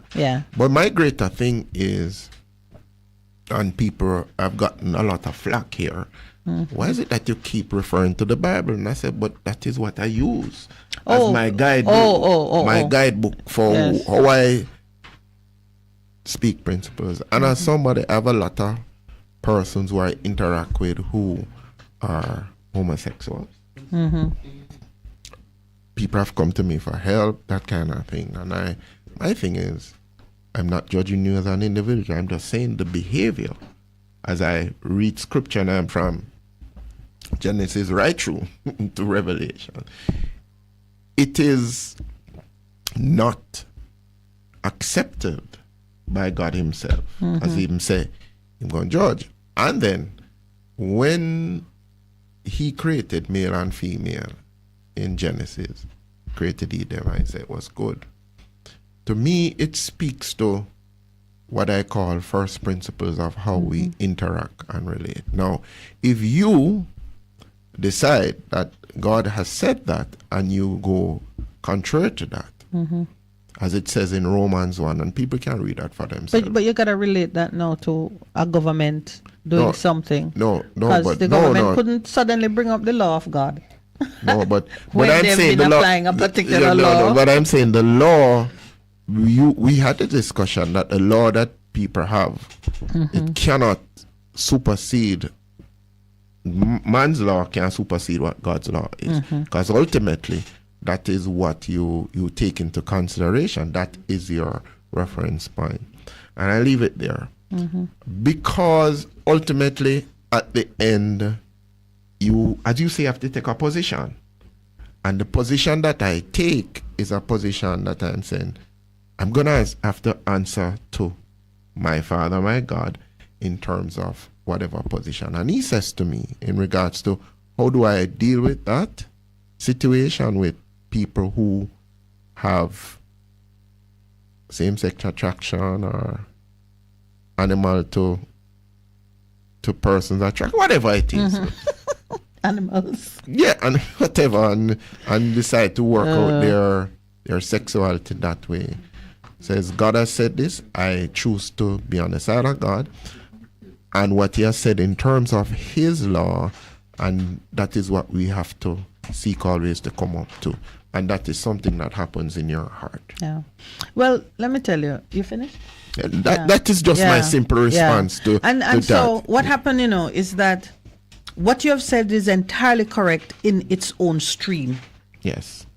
And if we were a nation, applying those biblical principles to our decision making in the political space. You could see it. You could see how we would look at it. Let's look at it this way. The American government would never present a same-sex spouse to the Afghanistan government or to... Is that serious? But you've raised they would never present it to a nation where they understand clearly that this would be a danger to the safety of their diplomat. They would never do it. So they don't do it in the countries that have clearly... Precisely where the religious law and the public law or domestic law are one. Okay. You raise up, boy, sister, you raise up a point there, which is because people says there are some things that them not care go some countries, no, you know. They wouldn't, because one, they understand that it would place the person at risk, and two, they know it is an affront to the law of the nation with whom they are dealing. Jamaica is in that space. That's why I tell you now that this issue will force us to confront our own bigotry and to confront some issues which we need to address for the safety and the well-being of our own people. With waffling, we don't mind homosexuals' money for entertainment and tourism. In fact, we bend over backwards, pun intended, to accommodate. We need to be a nation of integrity. We must stand for something, and whatever it is we stand for must be clear. So that is the wisdom position. Yes, sir. That is the wisdom position. All right, it's 8 o'clock. I'm getting some looks which are very clear on the other side of the table. It's interesting that we come to that, but I think that's where it's at. That's where it is. That's where it's at. That's exactly where it is. Let's take our break, and then it's your time to join the conversation. It's 8 o'clock. You're simply the best. Better than all the rest. Better than anyone. Anyone I've ever met. You're simply the best. Best FM 100 on your dial. Keep listening.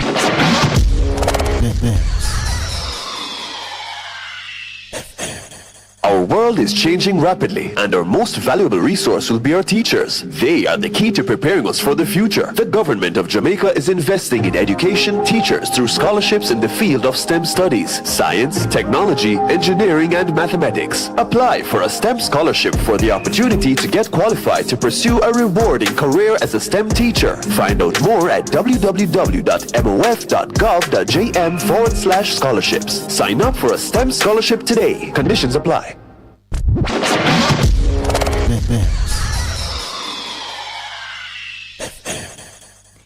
Hello, I'm Emily Thomas with the BBC News. A US submarine with nuclear capability has temporarily docked in South Korea. Last week, Pyongyang fired a long-range ballistic missile into the Sea of Japan. Jean Mackenzie sent this report from Seoul. This is the first time since 1981 that a submarine armed with nuclear weapons has docked in South Korea. The move is meant to highlight Washington's commitment to Seoul's defence as the Allies grapple with how to respond to an increasingly dangerous North Korea. The North will likely retaliate, though. Last week it warned that sending nuclear weapons to the peninsula may incite a nuclear crisis. A US national has crossed the border from South Korea into North Korea while on a tour of a village that serves as a meeting point for the two sides.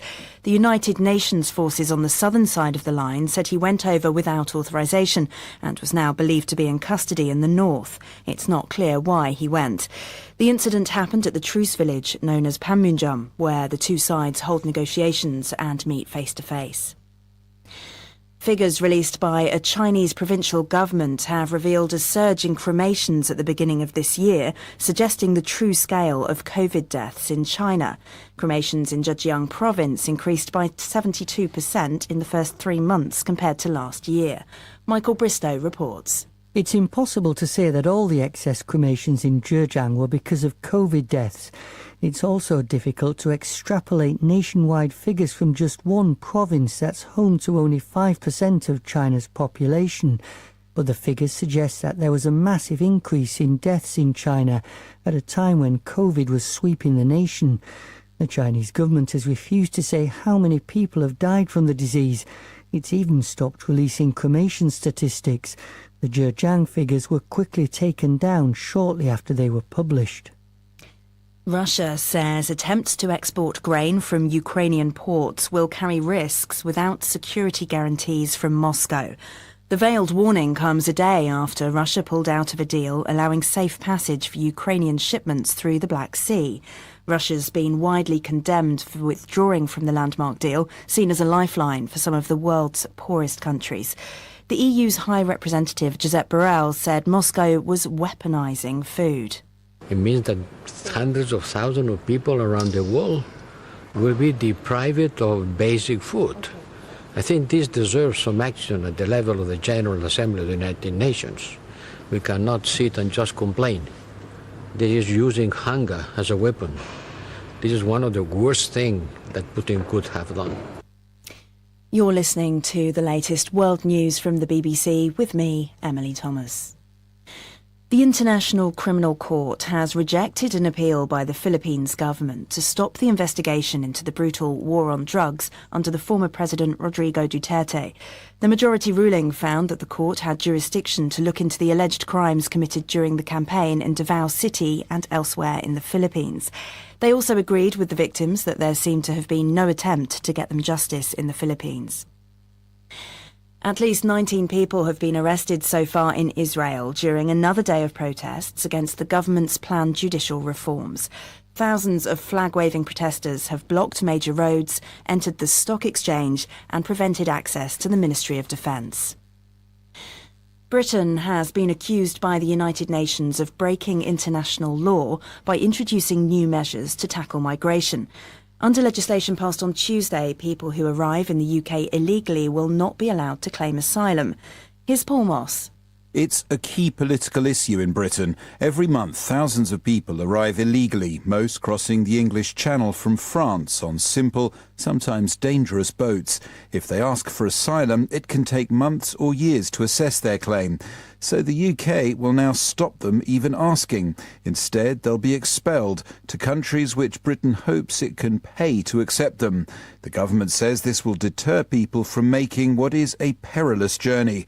But critics, including now the UN, warn that genuine refugees will be kicked out. The 100-year-old American diplomat Henry Kissinger has held talks with China's defense minister in Beijing. It's another apparent sign of Washington's efforts to improve high-level ties. According to a Chinese statement, Mr. Kissinger said neither United States nor China could afford to treat the other as an adversary, and if the two countries went to war, neither side would gain. That's the latest world news from the BBC.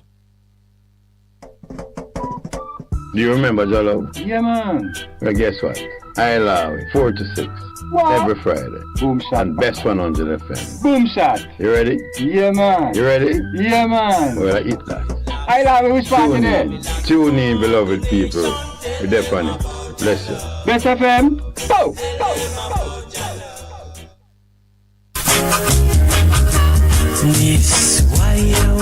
Greetings. I go by the name of Miss Waste. Catch me on Bess 100. I will be discovering the greatness of Jamaica and Jamaicans through people, places and things, home and abroad.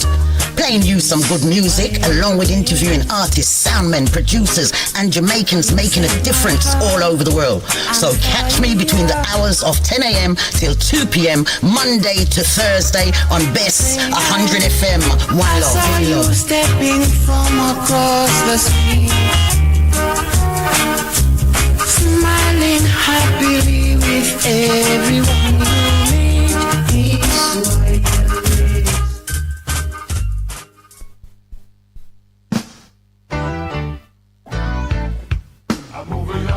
Bess 100 FM presents the Mature and Moving Up Show with Lascelles Butch Chen on Thursdays from 6 to 9 p.m.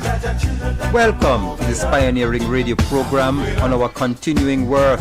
in our maturing years, compellingly defined to educate and liberate the younger generation. Tune in and welcome. Ew, baby, you're sick? Drink this. Strong back tonic wine. But baby, you look like you want to sort out. You think that's all Trang back good for?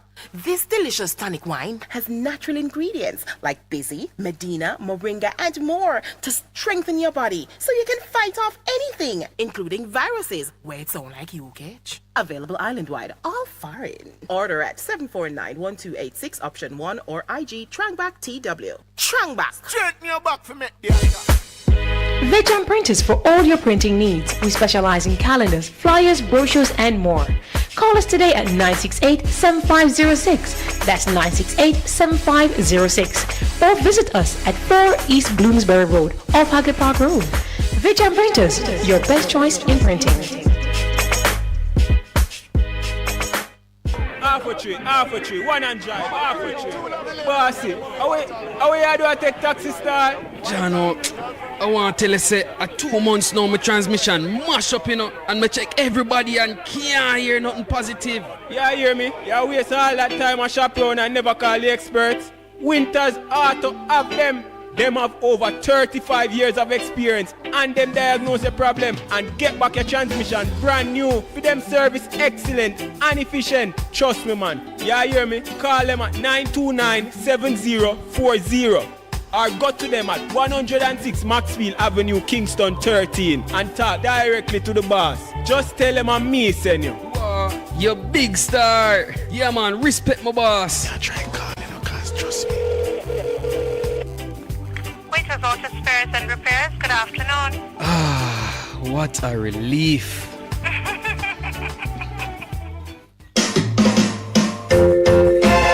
Having trouble getting parts for your Mazda? Maljam Auto Parts is your solution. Find Maljam at the new and convenient location off Upper Waltham Park Road at 9 Kingswood Avenue. Maljam Auto Parts, with over 25 years experience, providing all Mazda parts, new and used. Call 923-4389 and 461-1786. Maljam Auto Parts, serving your Mazda needs. Best 100 FM is the authentic voice of Jamaica, promoting your prosperity with better vibes and better music. Let us promote your goods and services for you. Advertise with us.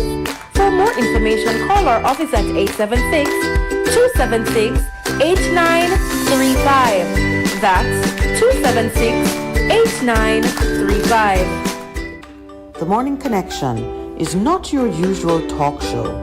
We aim to stimulate discussion and chart new paths to self-empowerment. So please join us, Minett and Percy, on The Morning Connection, Mondays to Thursdays, 6 a.m. to 10 a.m. on Best 100 FM. It's good, it's better, but nothing beats.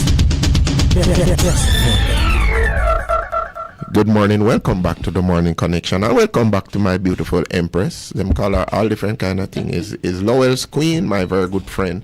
Minett is back with us, very full of energy and all of the things there. But you were making an important point before we went to the break. After I'd made my brief submission, and you said to me, remember you just said to me about what I said? I said, that is the point. What was it again? About the law of just making sure you understand. the law that it is a question for us as a country to become our position needs to be clear and country of integrity, because we waffle about whole heap of things. And that's a real point, because when you call it is a point in which choose he now Jamaica, that's where it's at. Who now go serve, what it is that we are willing to do, because you made a point, we're willing to take the people's money when they come give money here for hotel and and so on. Yep, we court their business in our tourism industry, and we have them amongst us with laws on the books. We do not enforce those laws. We are in conflict about so many things. We have a constitution which protects people from discriminatory treatment in certain specific ways. We have a young man, Mr. Tomlinson, who is to be applauded for pressing the issue in the constitutional courts. And we want to remain vague. We have to make up our about mind. who we are. We need to make up our mind. Because you said a point that they would never send somebody like that to an African country or Afghanistan or one of them or countries, any other countries where it is clear where the nation stands on it. Yes. Don't and they enforce their laws. Yeah.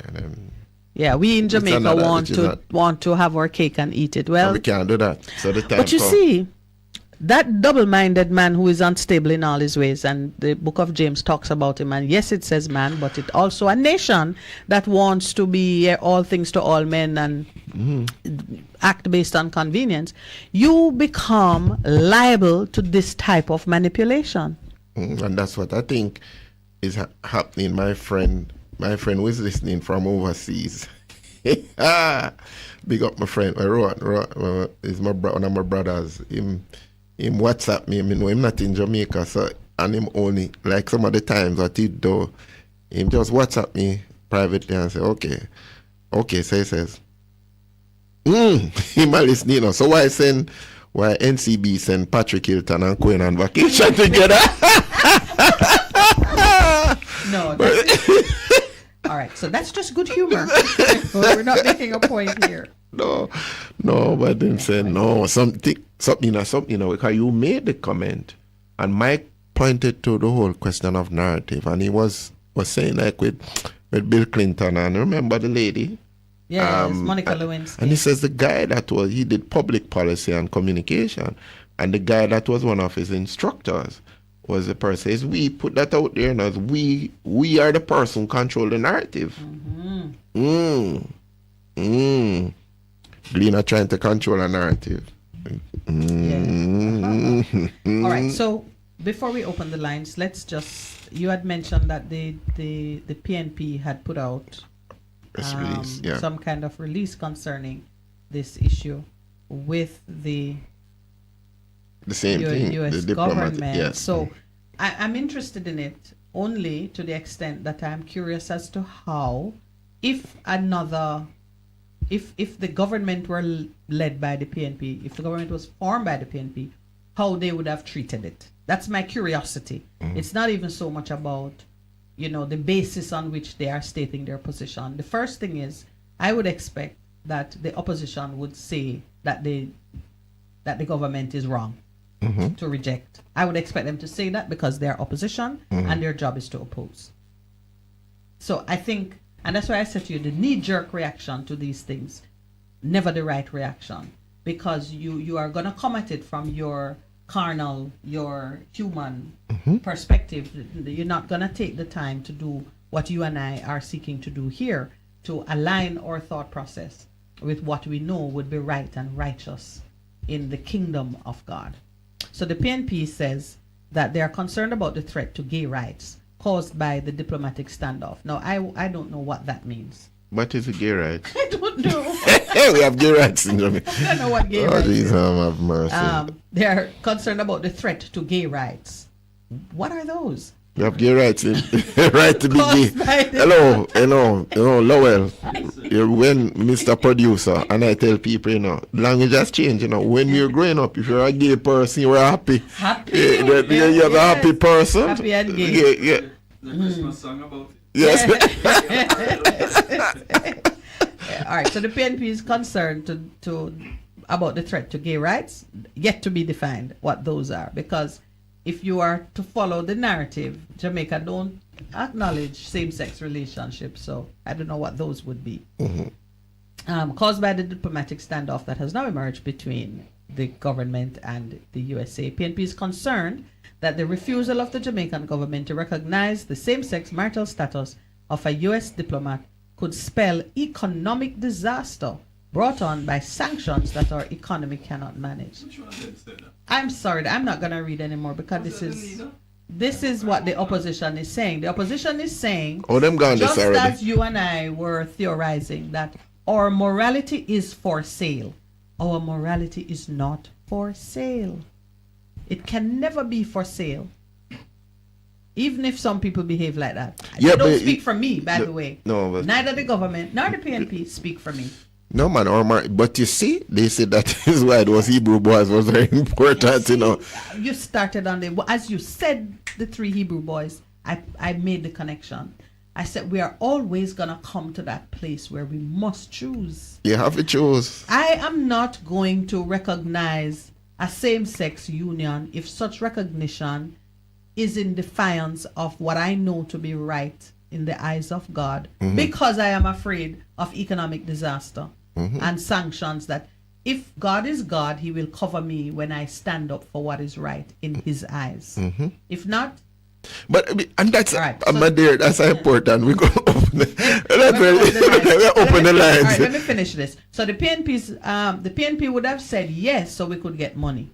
Basically, that's what they're saying. Yes, and then now they go to the moral tone, arrogant and bigoted stance of the JLP administration flies in the face of our national motto: out of many one people. Don't they know that out of 2 same-sex union you cannot have one?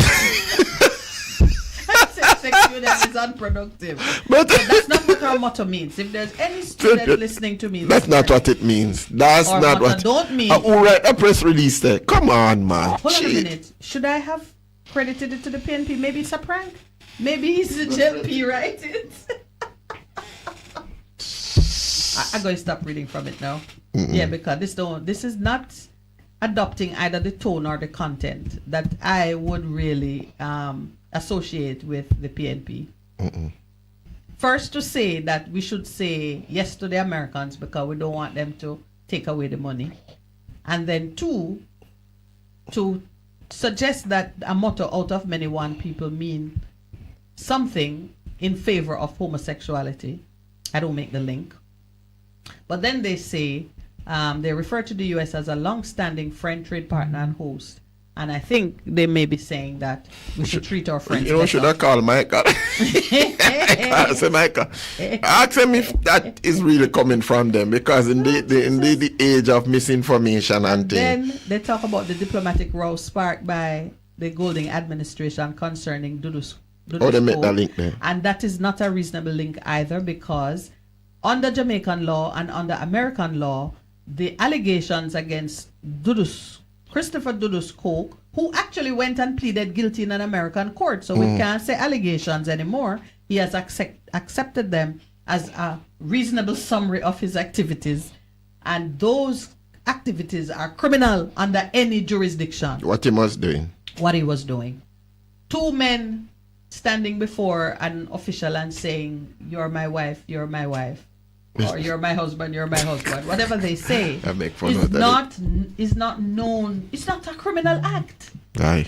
It's not a criminal act. You may think it is immoral and disgusting and detestable, or what the Bible said, detestable. You may ascribe to it language out of the Old Testament as often as you like, but you cannot say that in today's world it is a criminal act in Jamaica or in America. In fact, it is specifically sanctioned in the places where they are able to get married. And in some places, well, yeah, it's so kind of interesting. It's a human interesting. rights issue. Believe me, people, it's a human rights issue. And if you, yeah, all right, let's open the lines, because you and I could talk this way for a long time. And I haven't seen you for 2 weeks. You haven't seen me for 2 weeks. Yeah. Let me say happy. Yeah, and the PNP talks about revocation of U.S. visas and in the next likely thing. I know all about that. I visited. I went to Little London and we had a outreach. Good morning and welcome to the Morning Connection. Yeah, hello, good morning. Good morning. Yeah,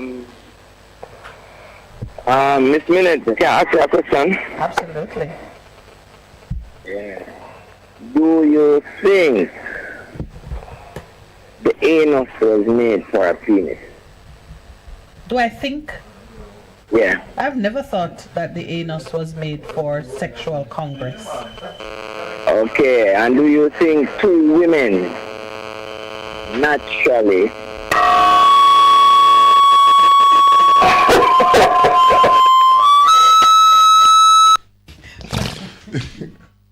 What's happening here?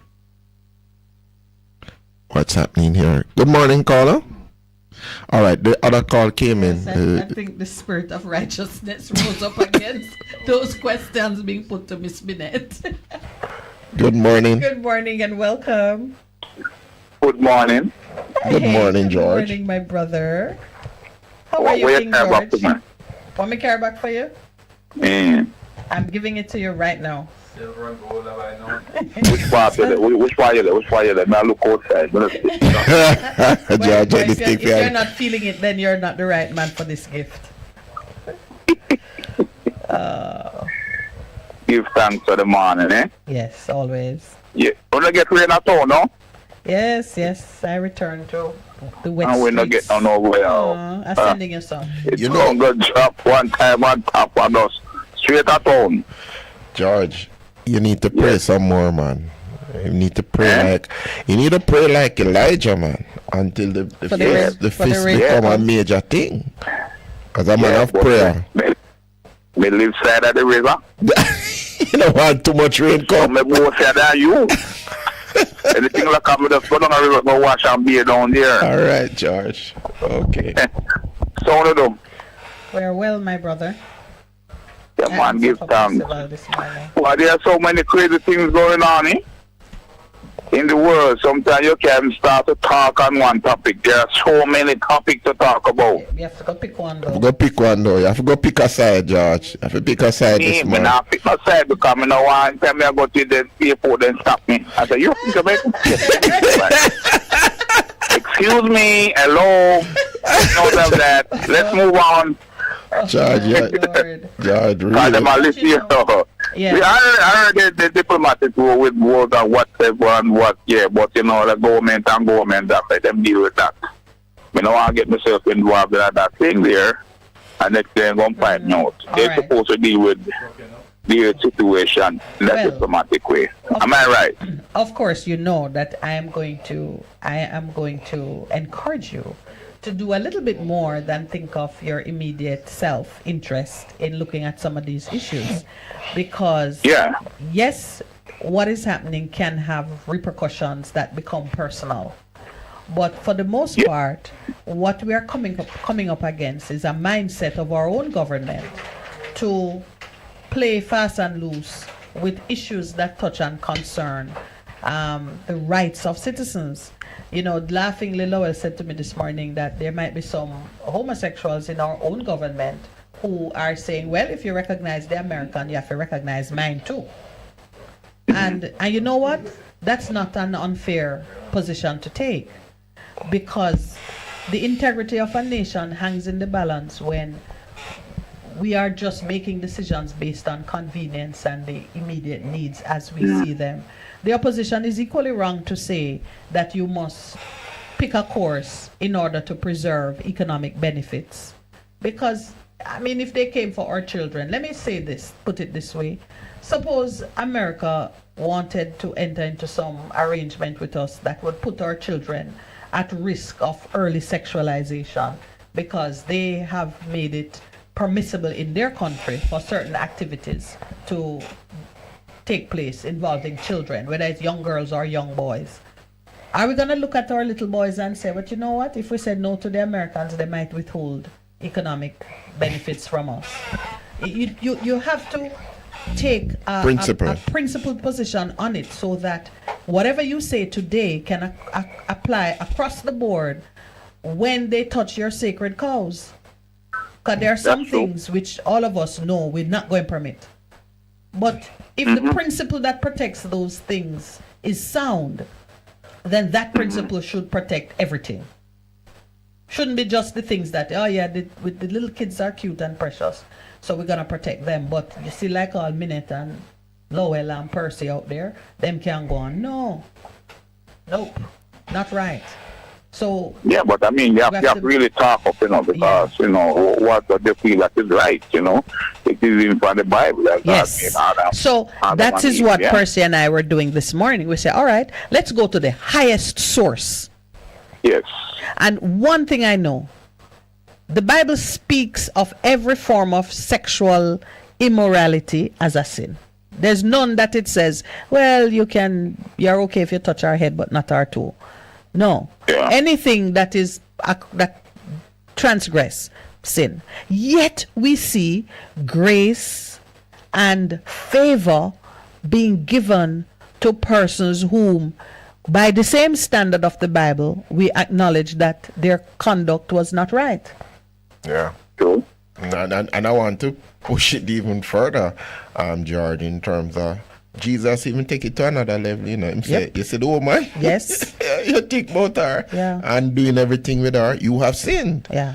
Because him said that is now where we need to take the dialogue, the conversation. The response and the conscientiousness with which we approach certain things must begin in the heart, in your thoughts. So if your thoughts are impure, don't stand there with your impure thoughts. I'm going to punish the man who actually lived it out. Because you're no better than him. Yeah. That is true. Yeah, so. Because, the Bible go against this.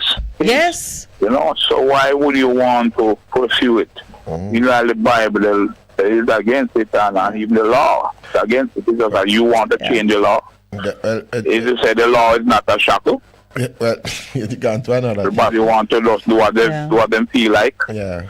Because they are over you, and then you won't need stuff from them and all that. You know, you need to just make a stand. Either you respond or you don't respond. Yeah, man. So that's and not responding, showing that you're not agreeing with their advancement. Yeah. But you know, and what they are doing. Yeah, when you look, this is a diplomatic thing, right? And they need to work it out. And you said that I'm not really deal with that, you know. So I don't see why. I don't see why. Country, but I'm going to stand, And I don't see why the government couldn't have responded by saying, the privileges of a spouse, whatsoever those are, cannot be confirmed for this individual because he's not a spouse. He's welcome as a member of the household. Interesting, George. Because even if the government, this diplomatic thing here is very, very big and can cost. Because remember one time when they want a such man from Jamaica, and America request him, and did not come. They start to stop everybody. But you know, them start to stop everybody flying to America. I think was Winch now is my first man casualty have taken away his visa, can't enter America until they get such man. Yeah, but and such man they come for him and fly him out and everything was good again. Yeah, but such this man, this is against the Bible. Yeah, but such man, the behavior of other people, the behavior of the behavior of the conduct ascribed to the person that you're calling such man. The PNP said Dudu Skoke, and I'm sure it's the same one you're speaking of. The allegations against him were in breach of the law, specifically in breach of the law in both Jamaica and in America. Right. And he went to America and pled guilty in the court. So it puts it beyond doubt. That should not have been the cause of a diplomatic standoff at all. Yeah. Yeah, but George, it's way past our 8:30 break. It's 8:33. I'm going to what time to talk. I'm going to start talking in the start, you. All right, good man. We send the blessings. I'm going to want to turn over to hurry up and forward. All right, then, George. All right. Good care of the self. I remember Lion Heart, you know. Yeah. All right, everybody. Thank you. Thanks for calling. Pick up yourself. I have your back. Things you come back. You must at least I don't know where you've been. Yeah, you know what? You're so right. Yeah. All right. All right, we flew past our 8:30 break. We're taking it now, so please, we'll be right back.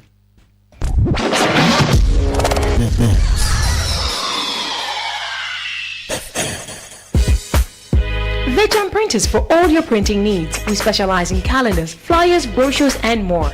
Call us today at 968-7506. That's 968-7506. Or visit us at 4 East Bloomsbury Road, off Hagley Park Road. Vejan Printers, your best choice in printing.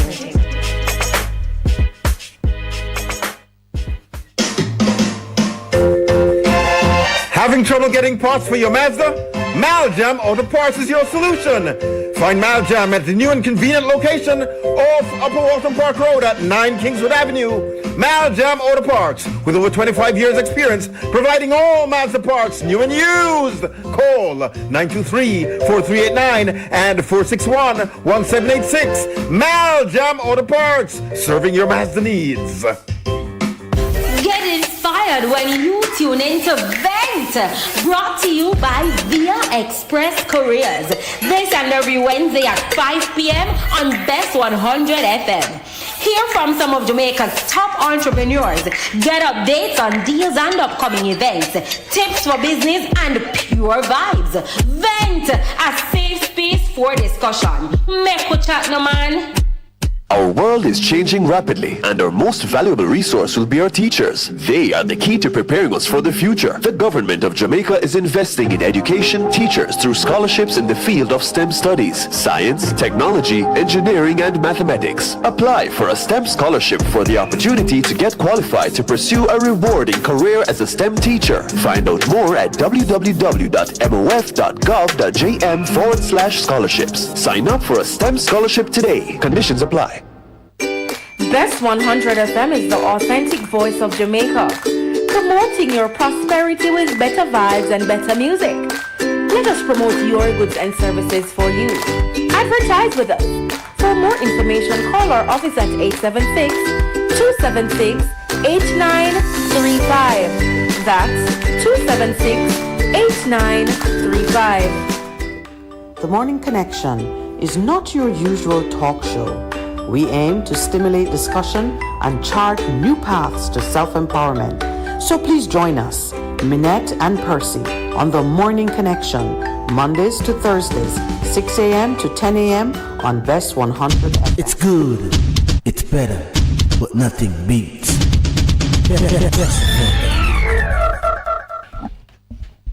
Welcome back. This is The Morning Connection on Best 100 FM. Good morning. Good morning, Wayne. How are you? I hope you're full joy yourself. And then some. I was here practicing to sing for you this morning, you know. Well, let's go. Yeah, I'm sing? Of course. Let me not sing again. You just my mind right now. Come get caught up in the conversation. But I was practicing this morning. I'm a little girl that tell me to sing. Anyway. Oh, how beautiful. You say, when people put them trust in money to keep them alive, right? They will bow to those who have money power to stay alive. Right? Yes. I'm with you. But a person who knows that God created all things and created in wisdom and give us wisdom to live, will put their trust in the Creator to live. Right? So, quite a mix up with them. Anyway. Yeah, but I love that vein you were on, Wayne, because you're sort of dialing back to first principle. And it is where I am also in terms of when a government is making decisions on behalf of the nation, it must have some foundation principles that it apply all the time. And you nailed it. You said if you're driven by money and convenience, then your decision's going to be following a certain course. If you are driven by the morality and the principles of righteousness that comes from God, you will know how to choose all the time. And regardless of the consequences, you will have that trust and that faith that God will cover you because you have been faithful and obedient to His way.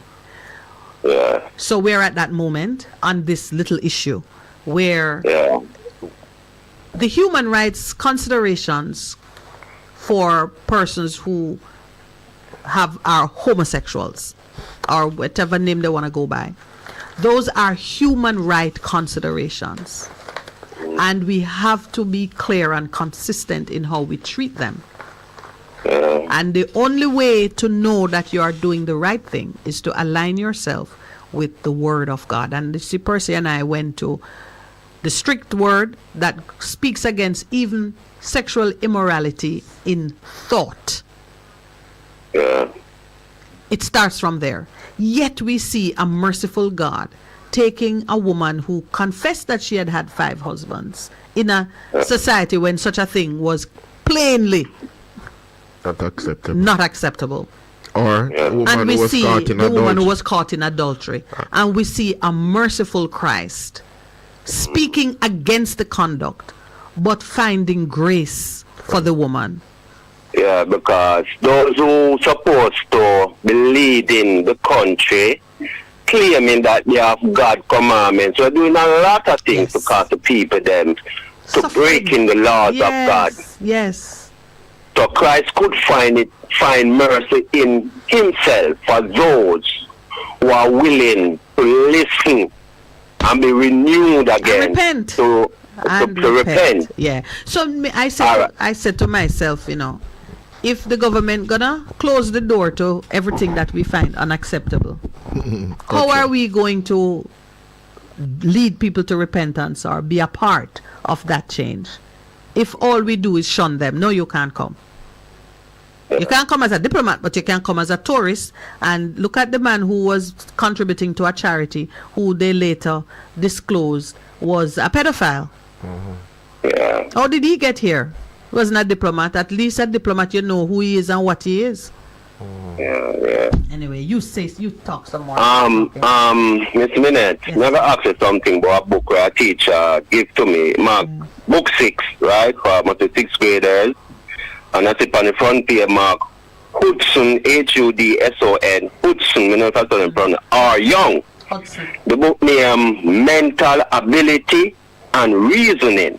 Now, me and my little girl, I got through the book and they give you a workout. You know the workout say. A person buy 100 orange for $12, right? Them sell or whatever. Each orange for 20 cents. Right? So them are asked now how much orange that person have to sell to make $6 profit, right? So what you do? So me work. So what me do? Yes. They multiply the 100 by 20 cents. So me know how much money me get in cents and me convert it now to dollars. Right. So me get $20. After them sell it for 20 cents a one, everything, me get $20. So me know them make a $8 profit on that.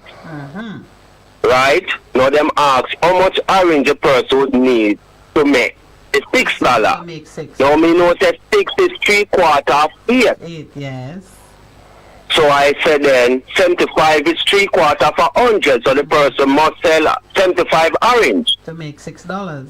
To make the $6, and I work it out to make sure I'm right. But when I check the answering sheet in the book, it show me 90 orange. Me work it out again in one next year.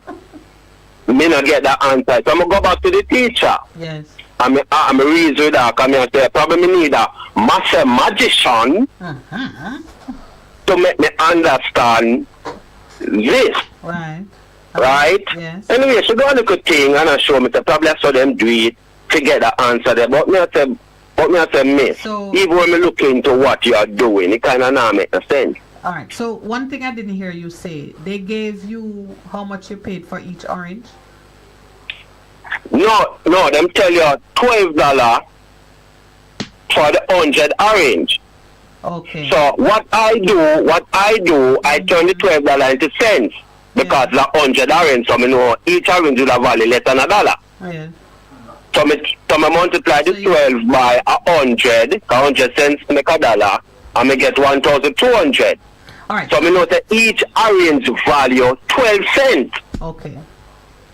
And you sell it at 20 cents each. Yeah. So you make a 8 cents. You make a 8 cents for each orange. Okay. So when you multiply the 8 cents by 75 orange, you get $6. Let me separate you from the math, and let me separate you from the math, because math is one of the closest to pure science. The numbers speak for themselves, and it sounds to me that the problem in the book gave you all the numbers that you needed. You needed to know the how much you buy the orange for, the cost. You needed to know how much you sell it for, the price, and you got cost and you got price, and you know the targets you're going for. You're trying to get gross revenue, and then you need net, the profit. Okay, so you have all the information.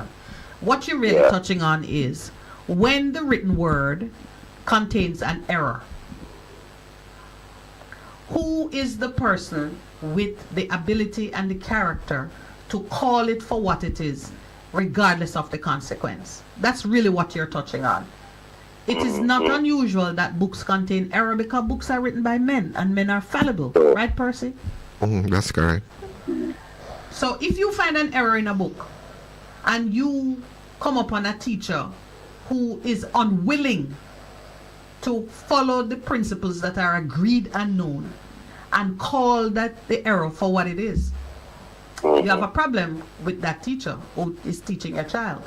And we're coming to the same issue now, all roads connected, because one issue gone in the world. If you have a government who don't have the courage to assess things on principles that are known and faithful and acceptable, and be bold enough to deal with, confront the result that you get, you also have a problem. And it is same as an integrity issue. If all of us are agreed that 1 + 1 make 2, and somebody come and say this is 3, and because of who the person is, you are saying, you know what, him say a 3, make it go on because me no want antagonize him or whatever it might be. You've lost your integrity. To that person now, they can show up and tell you, this is the emperor's clothing again. They'll come and tell you that this is a garment made of gold, wear it. And if they have the ability to punish you when you disobey, you have a whole other thing going on. That's why integrity is such an important thing. That persons can be held to the truth of a situation as all people can see it and acknowledge it.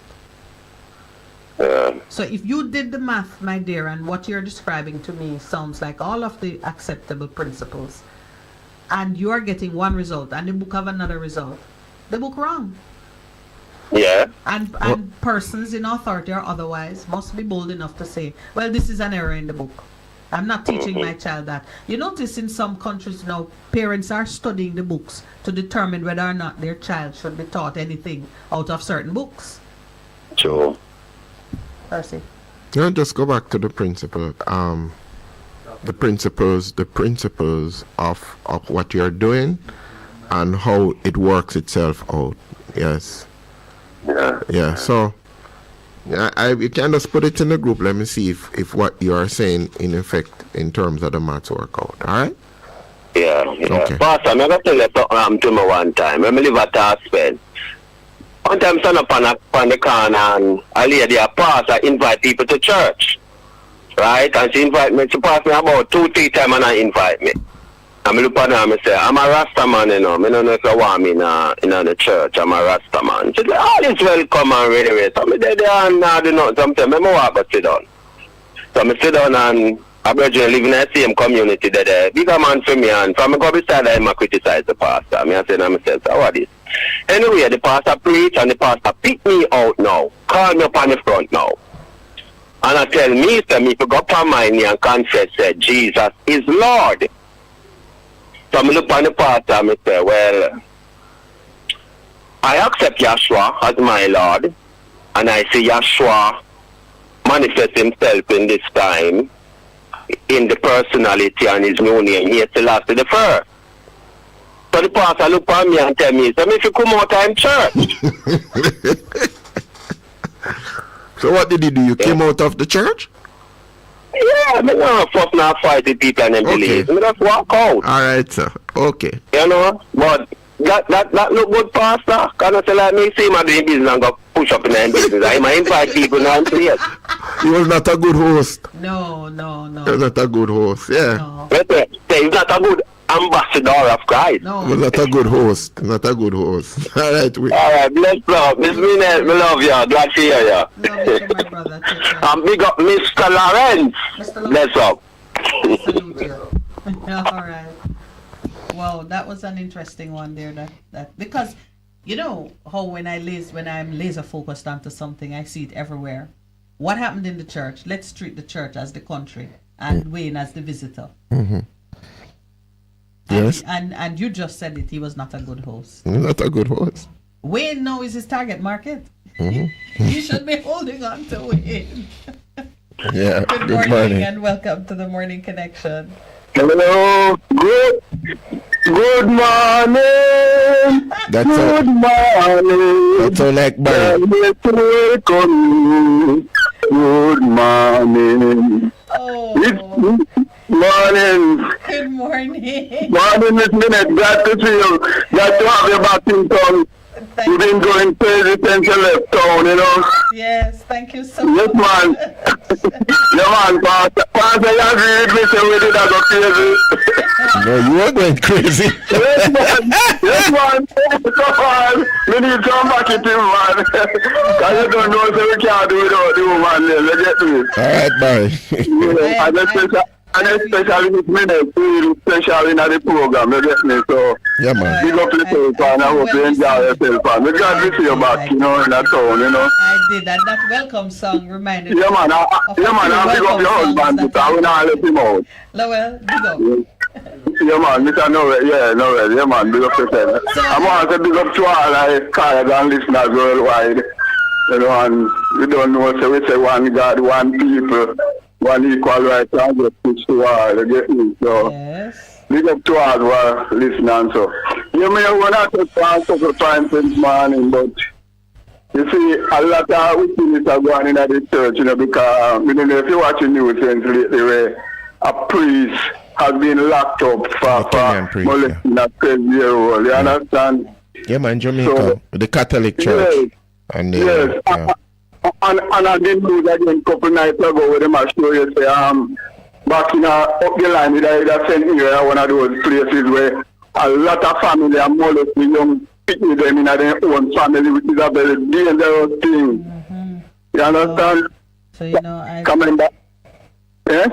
No, I said something to Pastor Percival earlier that there are some things which right now we're all agreed that they are unacceptable. But when we begin to be loose in enforcing the principles in the right way, eventually those things which are unacceptable, we get tested on them and we fail. Yeah. Yes. So in a sense, we have to stand up for what we know is right. You get me, no matter what it's hard. Yeah. You know? Yes. Because he's a man where he's a straight up person, you know, me die for my rights, you know, anywhere, anytime, you know. You understand? Sir. As because you have to prepare yourself to die for the right, especially to the people, because we are talking with the people, you know, you understand? You know, we represent the people, so we need to get the country clear up. And the thing about it, you see when those men find, you can't give them no 16 years or no 5 years or no 10 years. We have to give them long sentence where it can set an example. The show man say, no more on them. Yeah, this is not acceptable at any level. Not acceptable at all. And there is a movie that's out calling something of freedom, Sound of Freedom, which speaks about trafficking and work, and I spit on it because it's really exposing a lot of what is happening out here in our traffic for the sex trade and that internationally around the world. Mm-hmm. Yes. Yeah, so, and yeah, it is important. Yeah, my brother, it's true. Because if we say that the children are the future, we are treat them so, Lord help us. Man, we now got no future. No, we're killing the future. The future bleak, you know? It's bleak. So, we don't know about how to say. We have to set some very strong measures to show a man say. Because you know, remember, you know, their own family, them are abused, you know. Yeah. It's not like you're a stranger, you know, so that means you can't get to for your family. Right. So it's covered up. You can't avoid it because you have to them amongst your family. It cover up deep. And it means that members in the community who know about it and who have suspicions and so on are complicit in the activity to the extent that they're not speaking against it. Yeah, so we don't know, but as I say, we have to stand up for what is right. Yes, and we are going to listen, big up, and Miss Minett, glad we have it back in town. Yeah, man, blessings, you know. Thank you very much. All right, my brother, blessings. Yeah, man, big up, yeah, man. Yeah. So I did see one or two of those headlines. Good morning and welcome. Good morning, both of you. Good morning to you, my brother. Good morning, sir. How are you? I am good if you are. No, we can't affect whether you're good or not. You know, that is your decision. Yeah. Yes. My topic this morning is about those people from Haiti. Yes. Who have been 37 people with the 8 children, yeah. Mm-hmm. Yes. I'm just appealing to the people in those areas where they might come to treat them well, treat them with respect. I bless you for saying that. We said the same thing. We must. Well, I'm appealing to the government to treat them well. But more so the people there, because government and our and easy convinced of anything.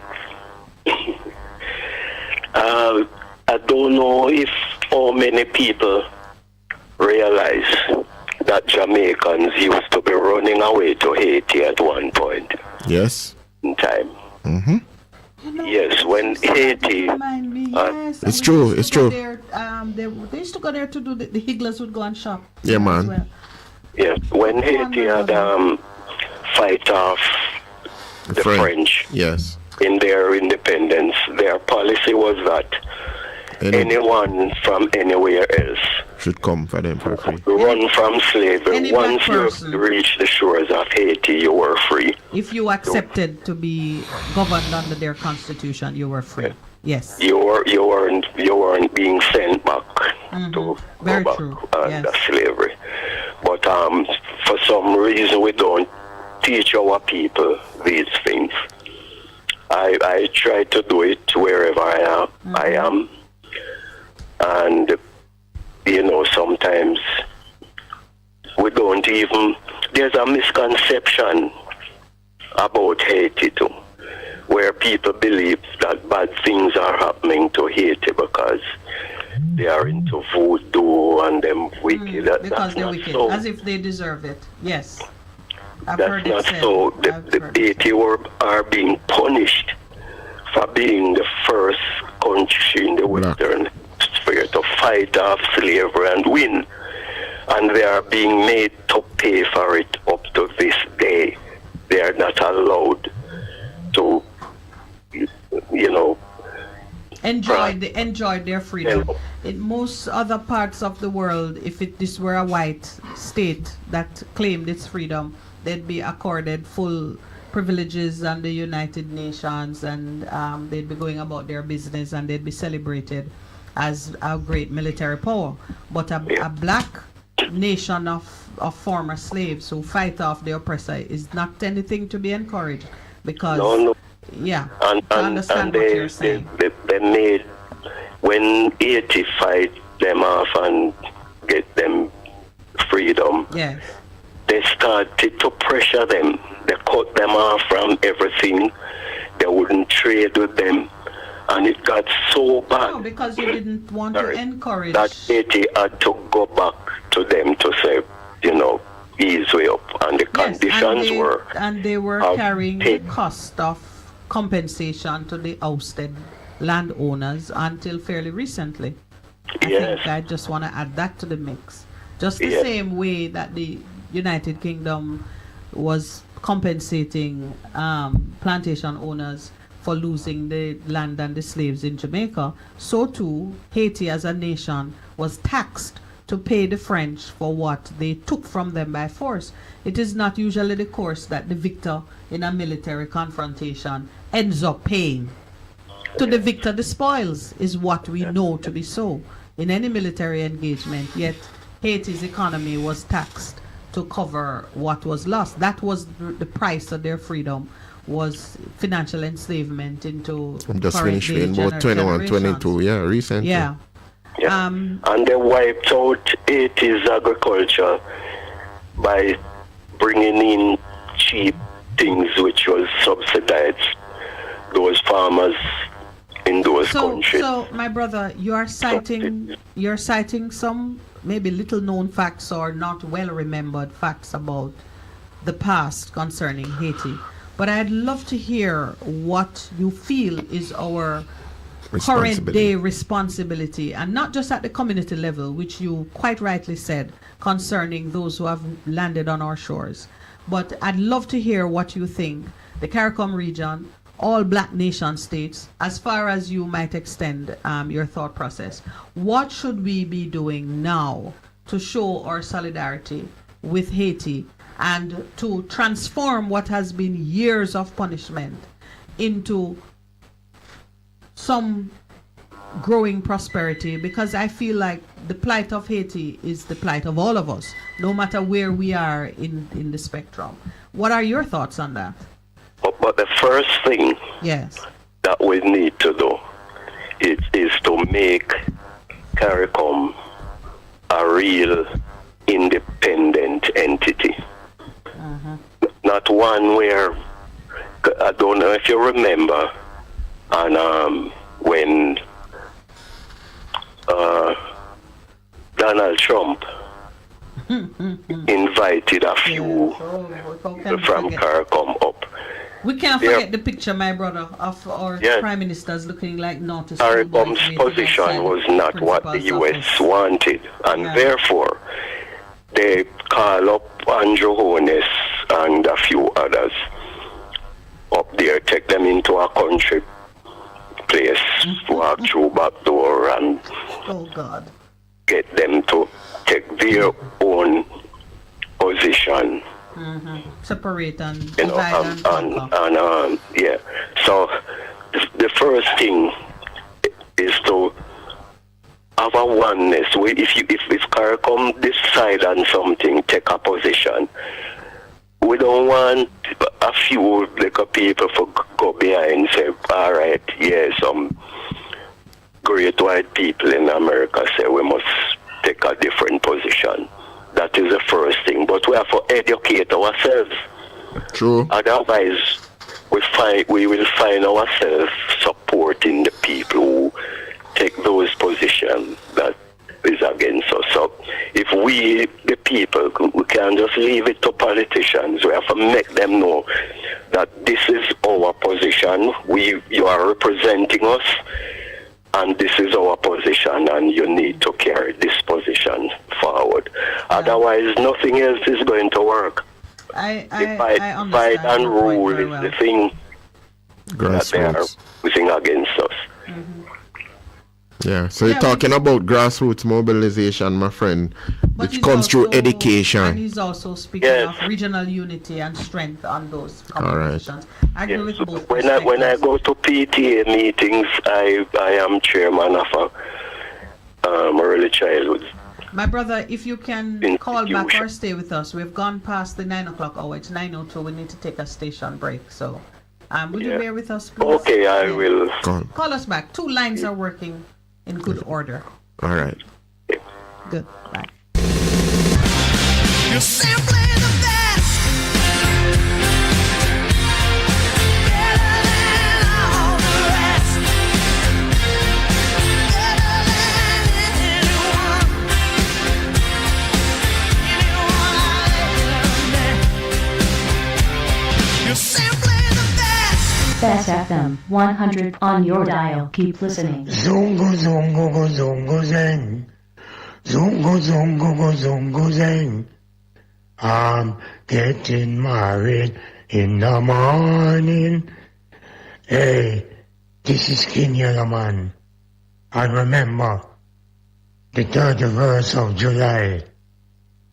Remember, original, black and white, featuring Sniper International with a man called DJ Kippo, DJ Snow, DJ Toppy, and it's gonna be at the Savage Pen Sport Complex off Garden Town Road.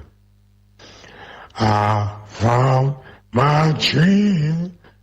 Yeah, man, big up. Make it a date. Don't be late.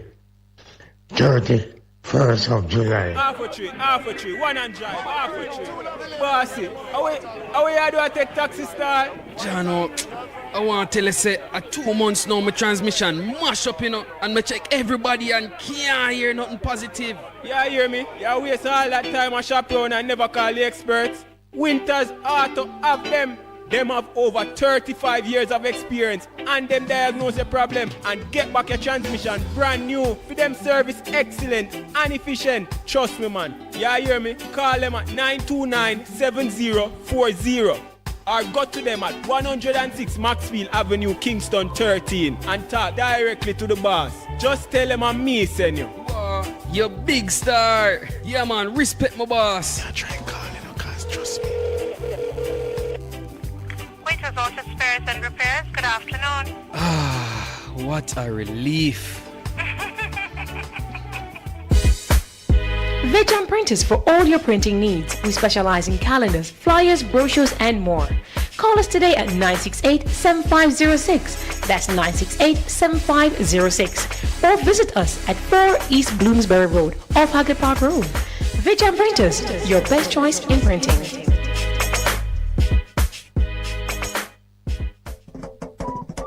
Do you remember, Jolo? Yeah, man. Well, guess what? I allow it 4 to 6 every Friday. Boom shot. And Best 100 FM. Boom shot. You ready? Yeah, man. You ready? Yeah, man. Well, I eat that. I love it. Which part Tune today? Tune in, beloved people. We're there on it. Bless you. Best FM. Go.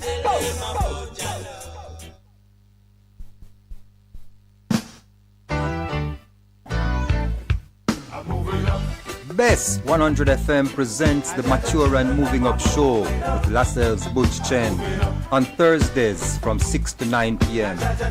Welcome to this pioneering radio program on our continuing worth in our maturing years, compellingly defined to educate and liberate the younger generation.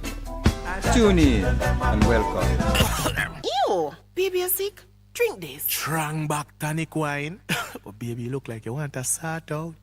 You think that's all Trang back good for? This delicious tonic wine has natural ingredients like Busy, Medina, Moringa, and more to strengthen your body so you can fight off anything, including viruses, where it sound like you catch. Available island-wide, all foreign. Order at 749-1286 option 1 or IG Trangback TW. Trangback. Straighten your back for me. Best 100 FM is the authentic voice of Jamaica, promoting your prosperity with better vibes and better music. Let us promote your goods and services for you. Advertise with us. For more information, call our office at 876-276-8935. That's 276-8935. The Morning Connection is not your usual talk show. We aim to stimulate discussion and chart new paths to self-empowerment. So please join us, Minett and Percy, on The Morning Connection, Mondays to Thursdays, 6 a.m. to 10 a.m. on Best 100 FM. It's good, it's better, but nothing beats.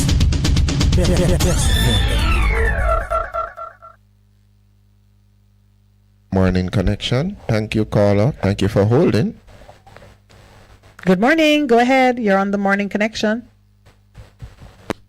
Oh, that one left us. But what a gentleman says about the Haitian situation. Yes. I'm so grateful to see that Jamaica is playing a serious role in addressing matters pertaining to Haiti. I mean, you heard me on it. And I said to Pastor Percy, we wanted to go to Haiti, but of course, the safety factor. So Haiti has come to Jamaica, we must find a way. No, Michael is now the country pastor. The country pastor is his side of the world. He's not Portland. All right, good. He know what is happening. Because he would have told us what's happening. Michael, I'm coming to you because my heart was so filled with compassion for Haiti, and I was strongly motivated to encourage the government of Jamaica to take a leadership role, that we can't miss this opportunity. Good morning, and thank you for calling. Yes, good morning to you both. Good morning to you, my brother. Malvern. Yes, sir. 2 bags full, sir. It is obvious to me that the opposition has chosen, have made their decision about this thing, and I think the government now has not publicly stated their clear intention, but I think they too will choose to accommodate this thing. Well, you're so right, my brother. If they want Miss Audrey Marks to be ambassador for life, it can only happen if her visa is extended. Yes. So Jamaica from the early days never really did have an integrity. Let me tell you, man, what a pitiful situation. Yeah. We've just been cheapened again in the eyes of anybody with sense who's looking on. Cheapened. Yes, because as I look back at history, that's what I see.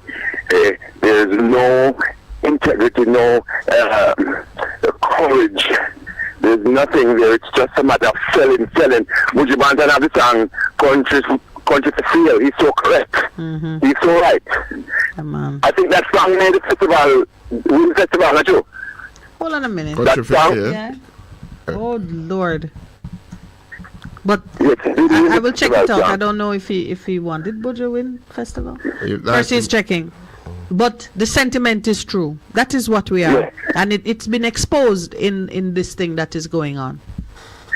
Yes, that is where we are now. And I think, well, we will not be blessed hereafter. Oh, you think that about? Please don't condemn us. There are many righteous people standing in the gap. Well, that is true. Thank God for that. And there's always the remnant. Remember with Elijah, remember Elijah, you know, the Mount Carmel experience, and some people have alluded to that. Who is God answer with fire? And then afterwards, Jezebel, which is a spirit, came at him and him run. And him say it was him alone, and God remind him, hello, there are 7,000 haven't bowed the knee, you know. Or kissed. Or kissed the thing. So it's important. The song is Country for Sale. It starts, Country for Sale, apply within. No, come Bill, tell me what go on. I heard them sell off everything. Name your price if the bargain is right. Did it win the festival? It was a part of his album. Okay. His album, Country for Sale, 2019.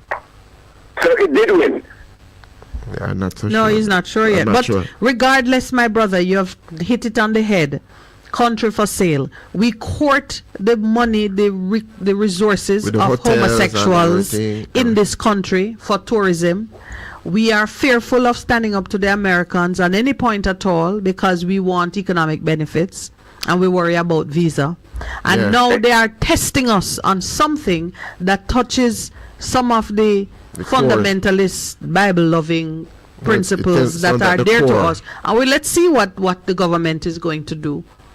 They've done something and there's been a response, and now it's out in the public, and the opposition has made it clear if it were them they would have gone along. And let's see what the government does.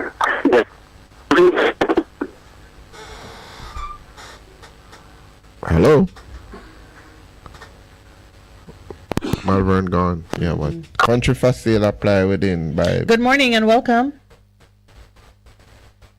Hello. Good morning, caller. Welcome. You know, so. Do you notice that this issue seems to defeat the telephone? Anybody who starts on it. Yes. Good morning. You are back. Thank you. Yes, what I'm saying is that you know what I'm saying? Yes, I agree with you. Brilliant move by the US, you said. Brilliant strategy. The idea of presenting a same-sex couple as the ambassadors. That was a brilliant move. But you know what? Brilliant move. Now, you realize that what the children in Jamaica will hear, what conversation the children in Jamaica will hear daily, that a man have a husband. And so I kind of wonder also how it is that they want this to be presented in the media. Is it that when they're out and they're photographed together, the person must be described as the spouse of so and so? I just kind of wonder what privileges, because some of the privileges are not for the government to give. The government cannot compel you nor me to embrace and receive someone and accord them certain social accommodations in a way that is contrary to my belief.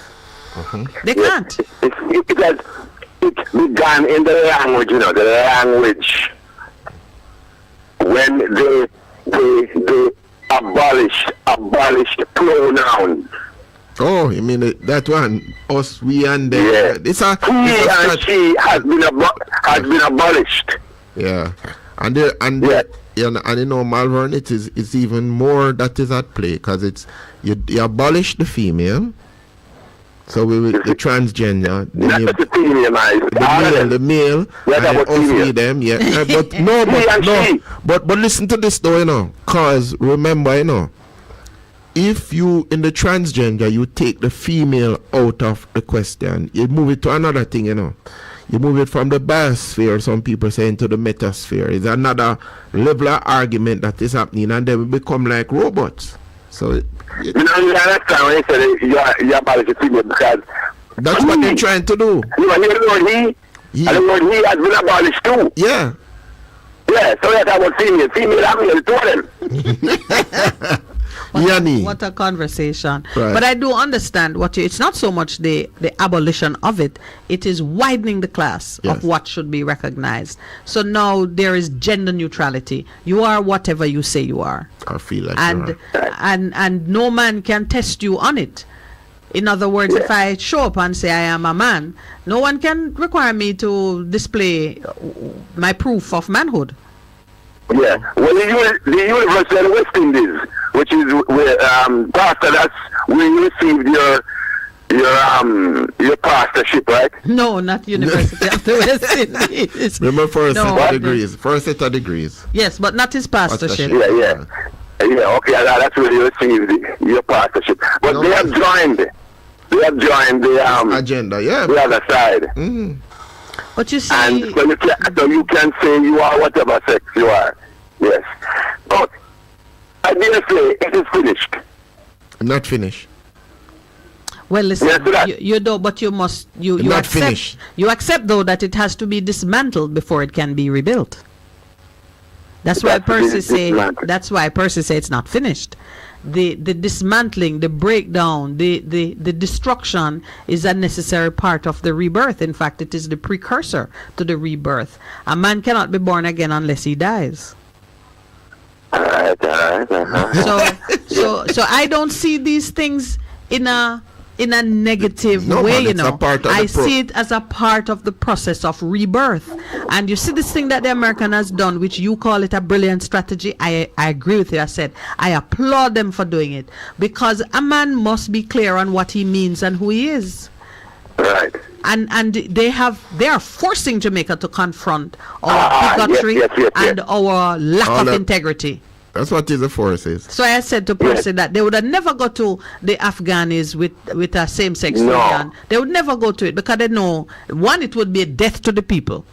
Gonna come. Yeah, they would never go to Saudi Arabia. They wouldn't go. Yeah, with that. Did you know that the war between Russia and America now? Are we aware of it? That is really about the same issue. Yeah, man. That's what. Gender thing. Yeah, because Russia ban it, Because Russia don't accept. Russia don't agree with it. You know what? Did you know that? No, yes, man. Russia don't agree with it. Yeah, man. I know that. Well, I know that all wars, all human conflict, all dispute boil down to those kinds of differences. No matter how you dress it up with economic this and political that, when it comes right down to it. That is the essential war between good and evil. Yeah, that's what it is. Messing with the original design. Or disobedience. That's what it comes down to. And that's what it's in Jamaica now. Yes, man, and we deserve it. Time come. Yeah. Time come. And when I say that this is a human rights issue like no other, that's what it is. You either believe in it and honor it, or you discard all of it. It's not I take this today and tomorrow I'll decide on what I'm taking. No. Human rights means that a human being have a choice. that human beings have choice, have inherent dignity, and are entitled to certain things, and those things come from God. Thieves and murderers have a choice too. Yes. Do they not? Yes, they do. Yes, and it is their right, I suppose. Yes. And to choose the path. Absolutely. Yeah. Thieves and murderers. We don't get to pick and choose which sin is more favored than the other. If it's sin, is sin. Yeah, well, fundamentally we know that. But what about the human being? The human being can choose to be a thief or a murderer. Yes, or a homosexual. Or a homosexual, yes. And so, should that right be protected, you think? Which right? The right to choose? Yes, to choose between these let me put it this way, Malvern. It's not a matter of protecting the right. That right must be acknowledged and respected, because it holds true for you in your moment of weakness or your moment of glory, as it does for the next man. And you can never make decisions on the assumption that you will always be the one in power, the one in control. Yes. Tomorrow you may be the one on the receiving end.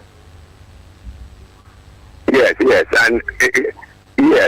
and ultimately at the end of the day, good is good and evil is evil. Yes, and we gotta teach ourselves how to recognize and differentiate.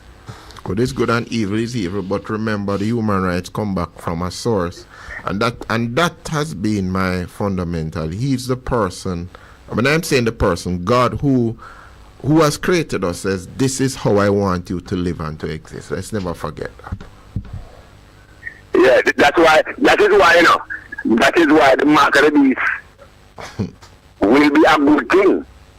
It because it will make every human being decide themselves where it separates where I'm going. The one from the other.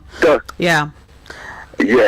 So for those reasons, I view these developments as being very interesting, and I hope that Jamaicans see themselves as having a place in the conversation, because today you're talking about, same-sex unions, but you know what? Yesterday they were talking about biracial marriages. Yes. Yesterday you couldn't present black man and white man as black man, white woman, whichever way you go, as a valid couple. Yes. There were laws against it. Yes. So if you can't identify a principle that can guide you through those issues, you're always gonna be in problems. Yes. And I'd said to Percy, maybe I said it to Lowell, that the next thing is going to be religion. What's coming to that? Well, that's what the mark of the beast is going to say. Either you agree with taking the mark, or no. Or you're excluded from all kinds of benefits and privileges. You can't buy and sell. You can't live. You can't trade. We have another call. All right, my brother. Don't forget, you'll be boarded. Yes. If you refuse it. Yes. So things are come to come. Yes, man, it come. It's boiling. All right, my brother. We have another caller, so thank you. Good morning and welcome to the Morning Connection. Good morning. Big Truck is writing. He says, men don't want no women anymore. We can do without them. Especially Jamaican women. They are too greedy, obsessed with aesthetic and emotional. Big Truck. Good morning and welcome. I hope it's Big Truck. Morning, love and bless. Good morning, African. We're well. How are you? Be nice and beautiful, Oh, gosh. You ain't falling up your side, African? I do it, Oh, so it's just cooling the earth. The fall thing now me hear them talk about, and I go on, I do. Okay. All right then, okay. Nice and cool. Yeah. Cool on the place, little. And I hear your chicken in the background. Out of the Spanish Town Hospital there. Oh, that's where you are? Huh? Oh, no, I thought you were saying you're out by the hospital. But go ahead, speak. No, but I knew Spanish Town Hospital, them have some water around the place. I talked to you about the Spanish Town Hospital and some water for a long time. Remind me. They like it a breed mosquito. Okay. So some people must go to go throw thing in the water to stop the mosquito breeding, but the problem need to remedy. Or they put oil on top of it to stop the breeding. So what's going on with the water? Is it bad drainage? Because this is not a beach. It's a breed dengue. Oh. Yes, but water collecting in an area that's not supposed to store water, that is a public health issue that should be resolved in and of itself. Not just handling the mosquitoes. Them for just remedy that. That's what I'm thinking. Long time it's a fix, a long time it's dead. Till dengue now. What next? I run to the hospital out look more the same mosquito. What if a mosquito take over the place to Miss Minett? Yeah, and it's interesting that it's happening at the hospital, which supposed to be at the center of public health, and where them supposed to be preventing them causing it. Only for money I push on the place, man. Spend some money to squad. It's to spend clean up the place, not government. Why not clean up the place? But for that one, you don't even have to say government. The municipality. The persons at the hospital must have funds to deal with it, and then the public health. Them get money, man. Them get whole for money. But they're not spending it there. Yeah. African. What that person? Whole for money then gets to deal with the thing. Virgin. But you never hear when the money I do yet. When the money I talk about in the budget, you hear this big money in my budget. But when you see it materialize, you can't see it. Or you can't see the actual spending on it. It's in the budget. We want to know where the money I go. Or some investigation to go on the people in budget. Okay. But something like that, my brother, is fairly easy to pursue and inquire into, because Spanish Town Hospital falls under an identifiable agency that can answer to what's going on there, both in the Ministry of Health and in the the municipality. Right, parish council. And none of them now come from your program, come answer this thing. We always invite them, Them not coming. And then councillors. Yeah, and those people, yeah. And then in the long run now, we our people them feel it. When the mosquito come and look you and get the dengue, you feel that. When it could have prevent the water that they all along the bedroom. Yeah. Well, I don't feel the problem, man. What them do the money? What them do the money then? There's new money, so the new money look pretty. Yes. I want to take them down again, yard, go look on them like man. What you have raised an important point, African, which is the principle is if we take care of the small things, then and are diligent and faithful in it, then the bigger problems will be solved, because everything that becomes big was not dealt with when it was small. You ever see a pothole in the road? Yeah. I see you driving and see one little chip, and then if them did just patch that, it wouldn't become the crater that cause accident and thing for people. And loss of life. And loss of life. So that principle, African. Are you in any way connected to that area, African, where the hospital is? You have family there, or you're raising it? No, Miss Minett. Okay. I know what your my grandson with them on. I know, but you could have family there, because all these things require more than the phone call on a program. It requires a letter, a visit, a word with the persons connected to responsible for the public health officer in the area, the parish council representative, however it gets on the agenda, because the problem is not the mosquitoes, the problem is the water that would be there. Yes, Miss Minett, it's in front of of them eye. Yeah. When Where is it? It's on the hospital ground.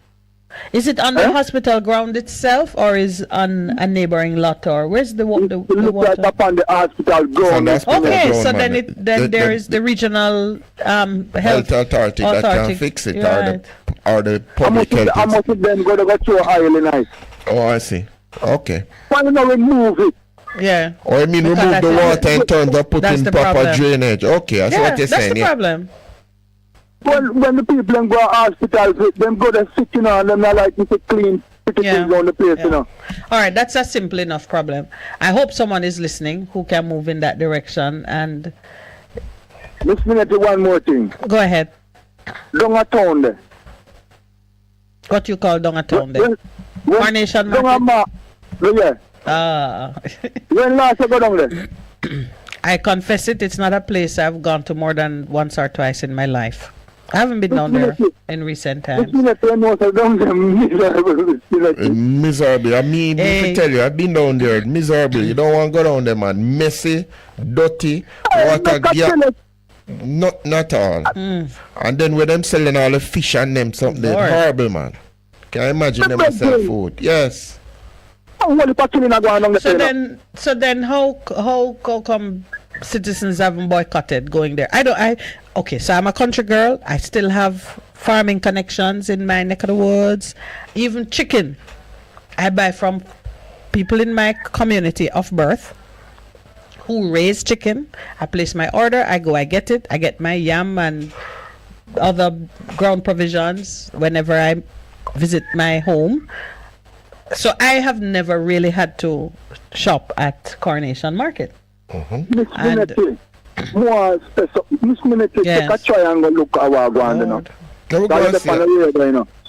We go look at telling you out of my experience that I'm speaking going down to the market. And you go back down there? Yeah, go back down there. I want at the place. So you can make a connection and get your ground provision. Otherwise, listen, me that boycott it. I tell you the truth, because me not going to any place that nasty and dirty and look like I go and get sick from shopping there. Yes. The people we are look after the food. Yes. They must say them not like it. So they must boycott it then. Them we are do the business in the area or something. They must say them not like it. But if they don't go, what? Them come to buy from them have tranquil of them. Lord of mercy. But them wonder how them do this. But look at the people and can't do no better, Miss Minett. We can always do better. But I understand what you're saying. Because people need leadership and direction in order to figure out a better way. I understand that. And those among us who have the ability need to just stop letting it be somebody else's business and step forward. Myself included. You want to see the wind in the water, you know? What you call the water, yeah? Dirty water. No, what kind of dirty water, man? The water we have come out of it. Sewage? Yes, sewage. Yeah, man. Yes, man. Come on. Me virgin, I am now, Miss Minett. I am. Love and blessed. Good to be here, yeah? All right, African. All right, time to take the break. Good time, 9:32.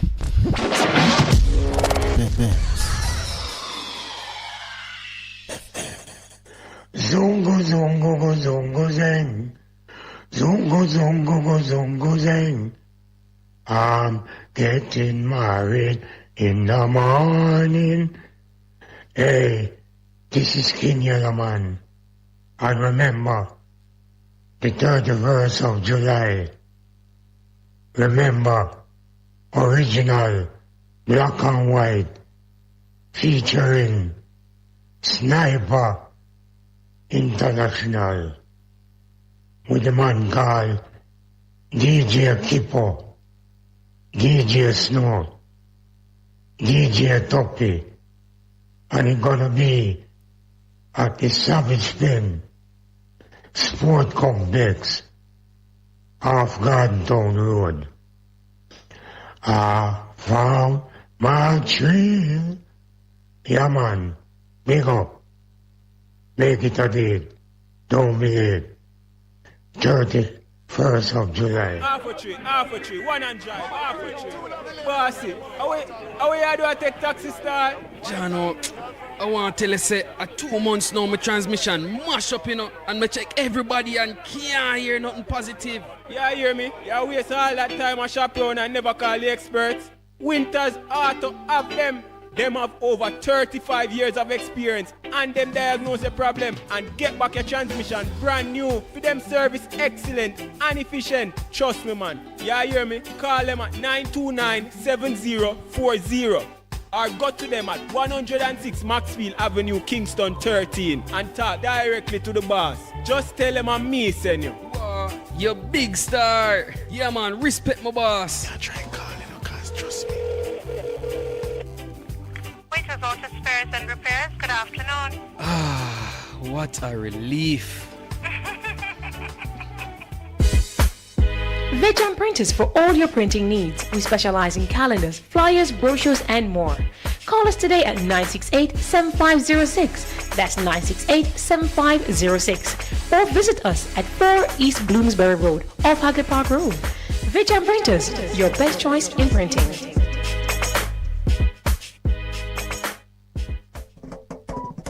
Do you remember, Jolo? Yeah, man. Well, guess what?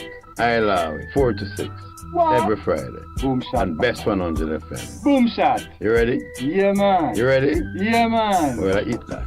I love it. Which part Tune today? in. Tune in, beloved people. We're there on it.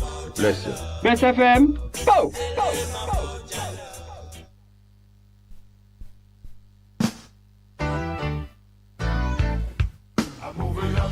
Bess 100 FM presents the Mature and Moving Up Show with Lascelles Butch Chen on Thursdays from 6 to 9 p.m. Welcome to this pioneering radio program on our continuing worth in our maturing years, compellingly defined to educate and liberate the younger generation. Tune in and welcome. Ew, baby, you sick? Drink this. Strong back tonic wine. Oh, baby, you look like you want to sort out. You think that's all Trangback good for? This delicious tonic wine has natural ingredients like Busy, Medina, Moringa, and more to strengthen your body so you can fight off anything, including viruses. Where it sound like you, Catch. Available island-wide, all foreign. Order at 749-1286 option 1 or IG Trangback TW. Trangback. Straighten your back for me. It's good, it's better, but nothing beats. Good morning, welcome back to the Morning Connection. It's now 9:36 as we turn for home. Sounds like a horse race. Yes. All right. Let me talk now. You know, long day I wait morning. Welcome morning back. cruise. Good morning. Give me a time to talk, man. Your turn. Miss Minett. You know, say, from you went away, Miss Minett, I get through every morning without waiting. And you come back the first morning and after waiting so long. I don't know what that means. Can't live with you and me can't live without you. I don't know what that means at all. You know what I mean? All right. Look, we have to go try girl cat, boy cat now go work. Oh boy. All right, because that's true. The people have to sell it. Miss Minett, you and your husband supposed to. Your husband seems like a sturdy man, can talk and object and criticize. Go down there, cause a long time I go down, me about 6 years. But the liquor when me see on the news, it was on the news about the sewage running where people have to leave, stop, sell down there. And the road, not only sewage, the road dig up, it mash up, and you need to go down the man and look on it and talk about it over radio. Cause me hear this little guy come up all the time and I talk about when I go put waterfall, where them I go do it downtown Kingston. And them now think about the little poor people and where I sell to make a money. Wow. When name again? The mayor. So Williams. Him, the man there. He might have a list on. I know most people will have list on what about them anyway. Yeah, I don't know what about them. But please don't say it. We're not going to discriminate against people. No, man, me not say it. Miss Minett, did you know what they used to call gay people when I was a small child? No. Pastor, you never know that? No, tell us. You didn't know that either? No, what? So they speak funny man. What? Funny man. Funny. Yeah. Funny. Yeah. Oh, that. Oh, yes. And didn't know that they call all comedians funny. Yes. Didn't know that most of them are really funny. They're comedians. So you're saying our comedians funny, and Not they are all of them, most of them, both local and foreign. But that's their job, to be funny. I hope you get the point. I hope you got mine. Point received. Look, me have to talk in a parable, you know. Yes. Then no sue you know run you up by station or whatever. Yes, most foreign when you check it out, most comedians funny. You know, one of the things that make radio work, especially free to air radio, is that persons are able to express their views because there is freedom of speech. But all these freedoms that we talk about, we enjoy them and we exercise them in a way that respect other people's freedoms and rights. Yeah. And there are some laws that are at work at 3 different levels. There is the law of God, which Percy and I talk about all the time. Then there's the law of man in his sovereign state where he governs things. And then there is a law which handles international, country to country relationships. 3 of them are in the same space, but there's an order of priority and precedence depending on what you're talking about. You are free to express your opinion on this program, and my job is to balance it so that when we speak, we don't convey hate, disfavor, and we stay within the bounds of what is permissible on public radio. Yeah, man, I'm trying to get smarter when it comes to that, to balance it, because Jerry asked me to apologize twice on his program. And you never like it. He asked me to apologize, and I did have to apologize. And so, all right. Well, so far you have transgressed. Yes. I want to hear the full truth. Where do you stand with this homosexual thing and what the U.S. government is forcing on us when it's against our law? You think we could have break? We can go feed them country, go break no line up. No about that. All right. They, pass so to the embassy. I'm glad you've asked, and because that kind of sense you were gonna ask, I spoke about the 3 different laws that are jostling for priority on this very issue. The first thing is, because of our sovereign law, or sovereignty as a nation, the U.S. can't force nothing on us. It is a matter of what we choose to accept and what we can tolerate, whether it is in the form of repercussions, consequences, or however it may fall. So, on the first issue, where do I stand? Personally, on the issue of homosexuality, I recognize it as one of the issues that speak to the prevailing morality of a person or a community or whatever. I am guided by what I acknowledge and accept to be the original design that my creator intended. He intended for people to multiply by one gender in Congress with the other gender of the opposite kind, and through that interaction families are made, and families are necessary for the very existence of mankind. I also believe and accept that there are guidelines for relationship between human beings, and that there are some things you don't do with your mother, your father, your sister, somebody of the same gender as yourself, and so on and so forth. And those laws are necessary not just as a matter of purity, but again for the continuation of the human race as a healthy species. And that was given at the beginning. And that's coming from the start. If you involve in incest, or if you molest children, or if you do various things that are sexually immoral, you are contaminating not just the gene pool, but also the social construct in which people live. Can you imagine your husband asleep with the daughter and asleep with you? And what order could you maintain in a household with all of that? So I am opposed to it fundamentally, morally. But I also believe, Cruz, thank you for giving me the opportunity to say it, I also believe that these matters of morality are not meant to be the subject of legislation. I cannot choose which sin should get the greater punishment. Man must be schooled and cultured into respecting the laws of God first and foremost, so they can live lives that are pure and healthy.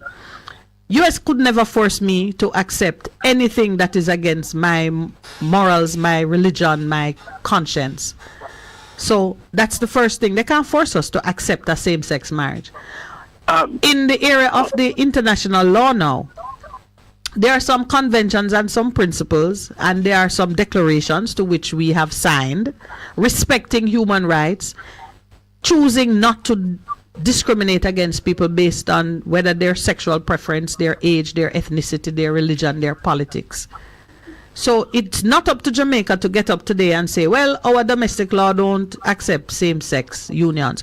What it means is that if the two people come here, and many of them come here,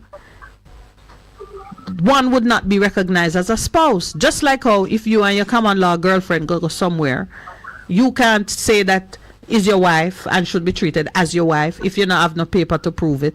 That is acceptable in the country. But nobody would stop you from traveling with the person as your partner, as your friend, as your companion, or whatever word you want to choose. And if you are in some countries where certain activities are criminal and you're caught in that activity, well, God help you. Your turn. Me want to go live in the country there. Me will go there go live. Me some people are ask my learned friend Friday man in that Forza early program is asking some people if they would go and live in Cuba or Russia, because he wouldn't go. And he's telling me that he's a socialist. I have a problem with him. A socialist who wouldn't go to Russia or Cuba?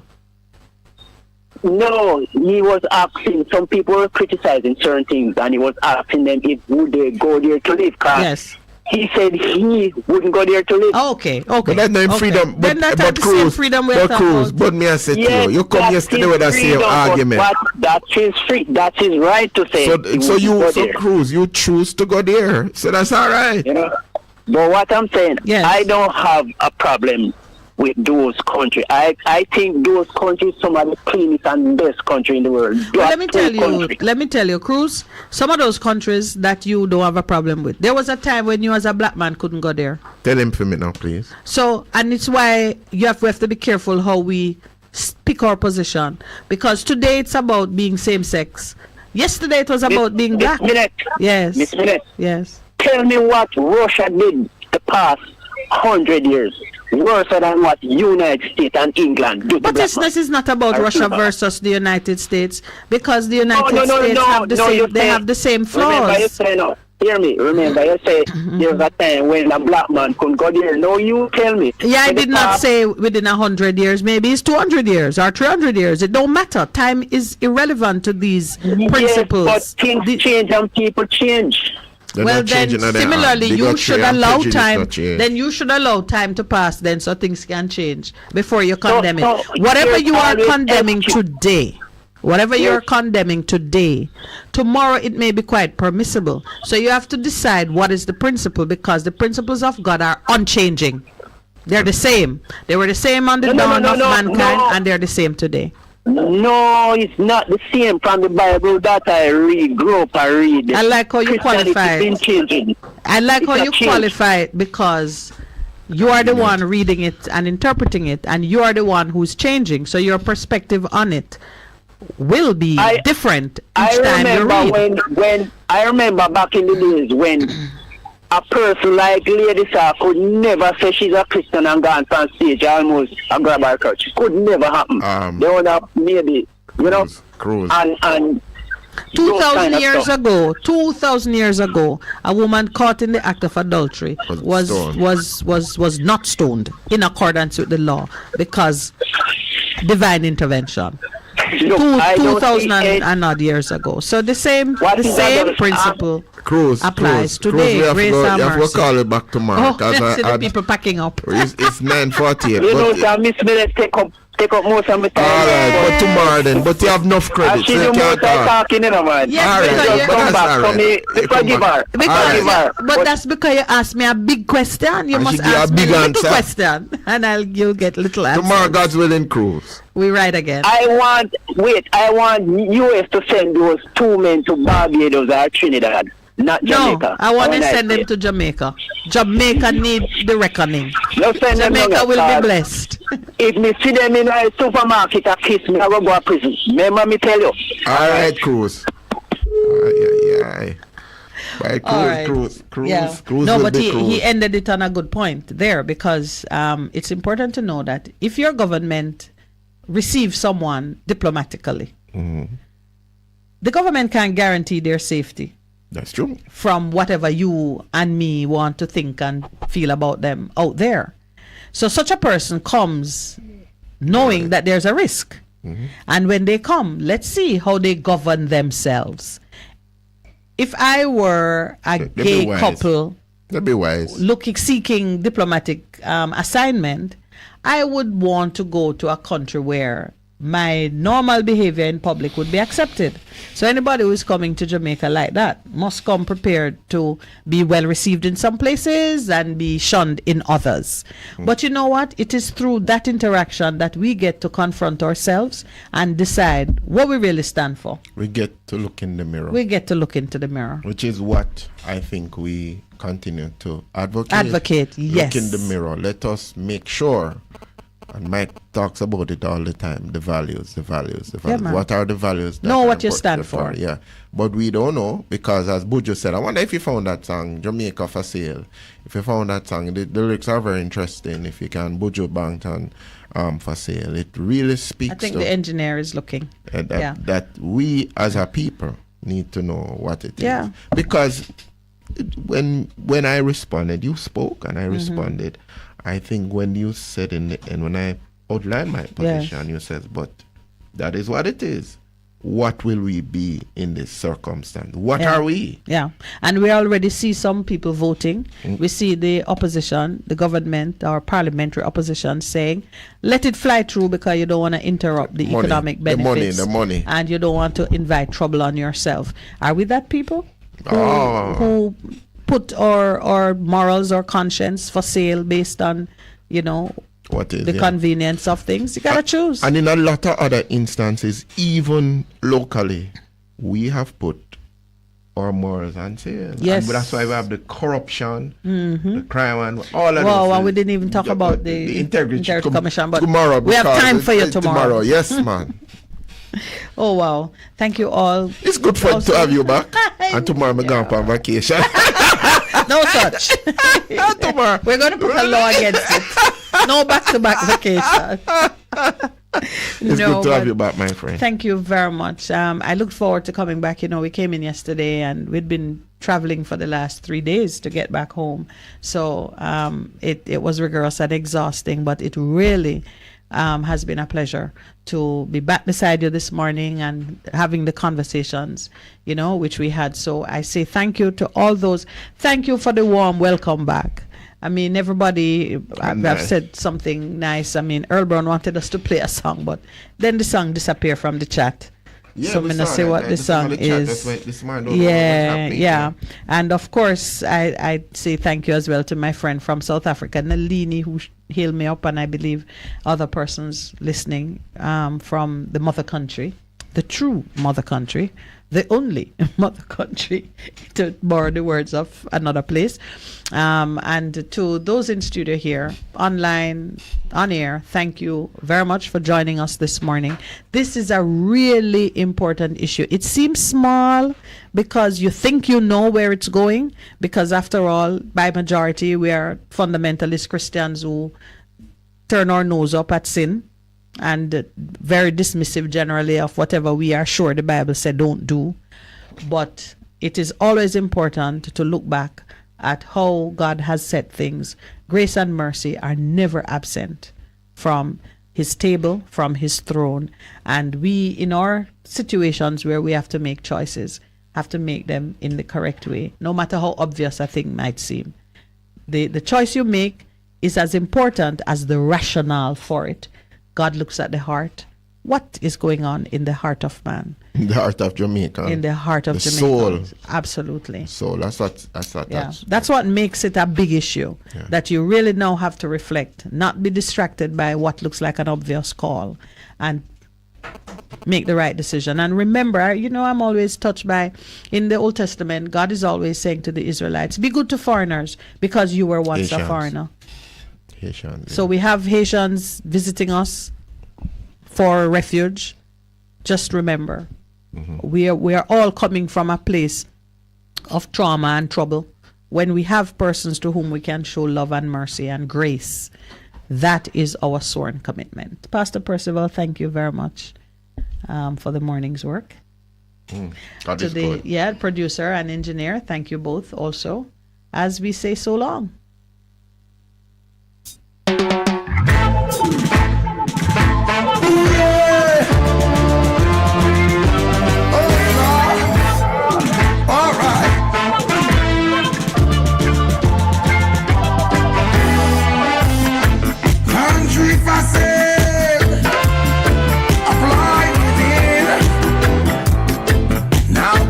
Tell me what I go. I hear them sell off everything. Name your price if the bargain is right. Ooh, yeah, with the right connections, you can have anything that you like. Ooh, yeah, alright then, you can have anything if you wanna sell out, sell out, sell out, sell out. Oh Lord, look how they must sell out, sell out, sell out, sell out. Oh, oh, oh. Hey, Jamaica, sell off. Oh yeah, here poor Donaldson star, sell off. Look there, down now off. You may think it's a joke, I see no reason to laugh. They be making promises, but all they're doing is talk. I say, with the right connections, you can have everything if you wanna sell out, sell out. Oh Lord, wanna gonna sell out, sell out, sell out, sell out. Oh yeah, turn your backs on your neighbor in moments of need. Lord, now put your personal favor and your economic greed, yeah, before the needs of the nation that you have placed to serve and cause they don't have to answer. They're the ones who wrote the laws. Please appropriation of public funds for your fancy house and cars. Lavish trips you take, while taxpayers' backs you break. Oh,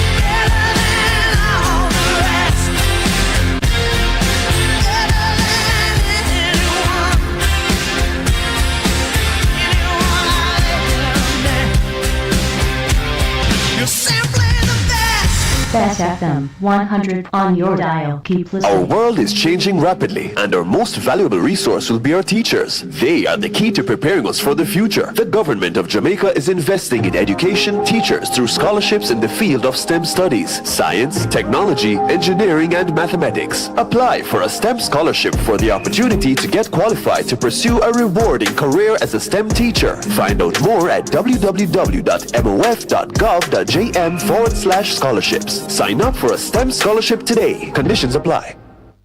Zungu zungu go zungu zeng. Zungu zungu go zungu zeng. I'm getting married in the morning. Hey, this is King Yellowman. And remember, the 31st of July. Remember, original, black and white, featuring Sniper International with a man called DJ Kippo, DJ Snow, DJ Toppy, and it's gonna be at the Savage Pen Sport Complex off Garden Town Road. I found my dream. Yeah, man, big up. Make it a date. Don't be late. 31st of July. Half a tree, one and drive, half a tree. Bossy, how you do I take taxi star? Jano, I want to tell you, say, 2 months now, my transmission mash up, and I check everybody and can't hear nothing positive. Yeah, hear me? You waste all that time I shop around and never call the experts. Winters Auto have them. Them have over 35 years of experience and them diagnose the problem and get back your transmission brand new. For them service excellent and efficient. Trust me, man. Yeah, hear me? Call them at 929-7040 or go to them at 106 Maxfield Avenue, Kingston 13 and talk directly to the boss. Just tell them I'm me, send you. You big star. Yeah, man, respect my boss. Yeah, try calling her, cause trust me. Waiters Auto Spares and Repairs, good afternoon. What a relief. Veteran Printers for all your printing needs. We specialize in calendars, flyers, brochures, and more. Call us today at 968-7506. That's 968-7506. Or visit us at 4 East Bloomsbury Road, off Hagley Park Road. Veteran Printers, your best choice in printing. Get inspired when you tune into Vent, brought to you by Via Express Korea.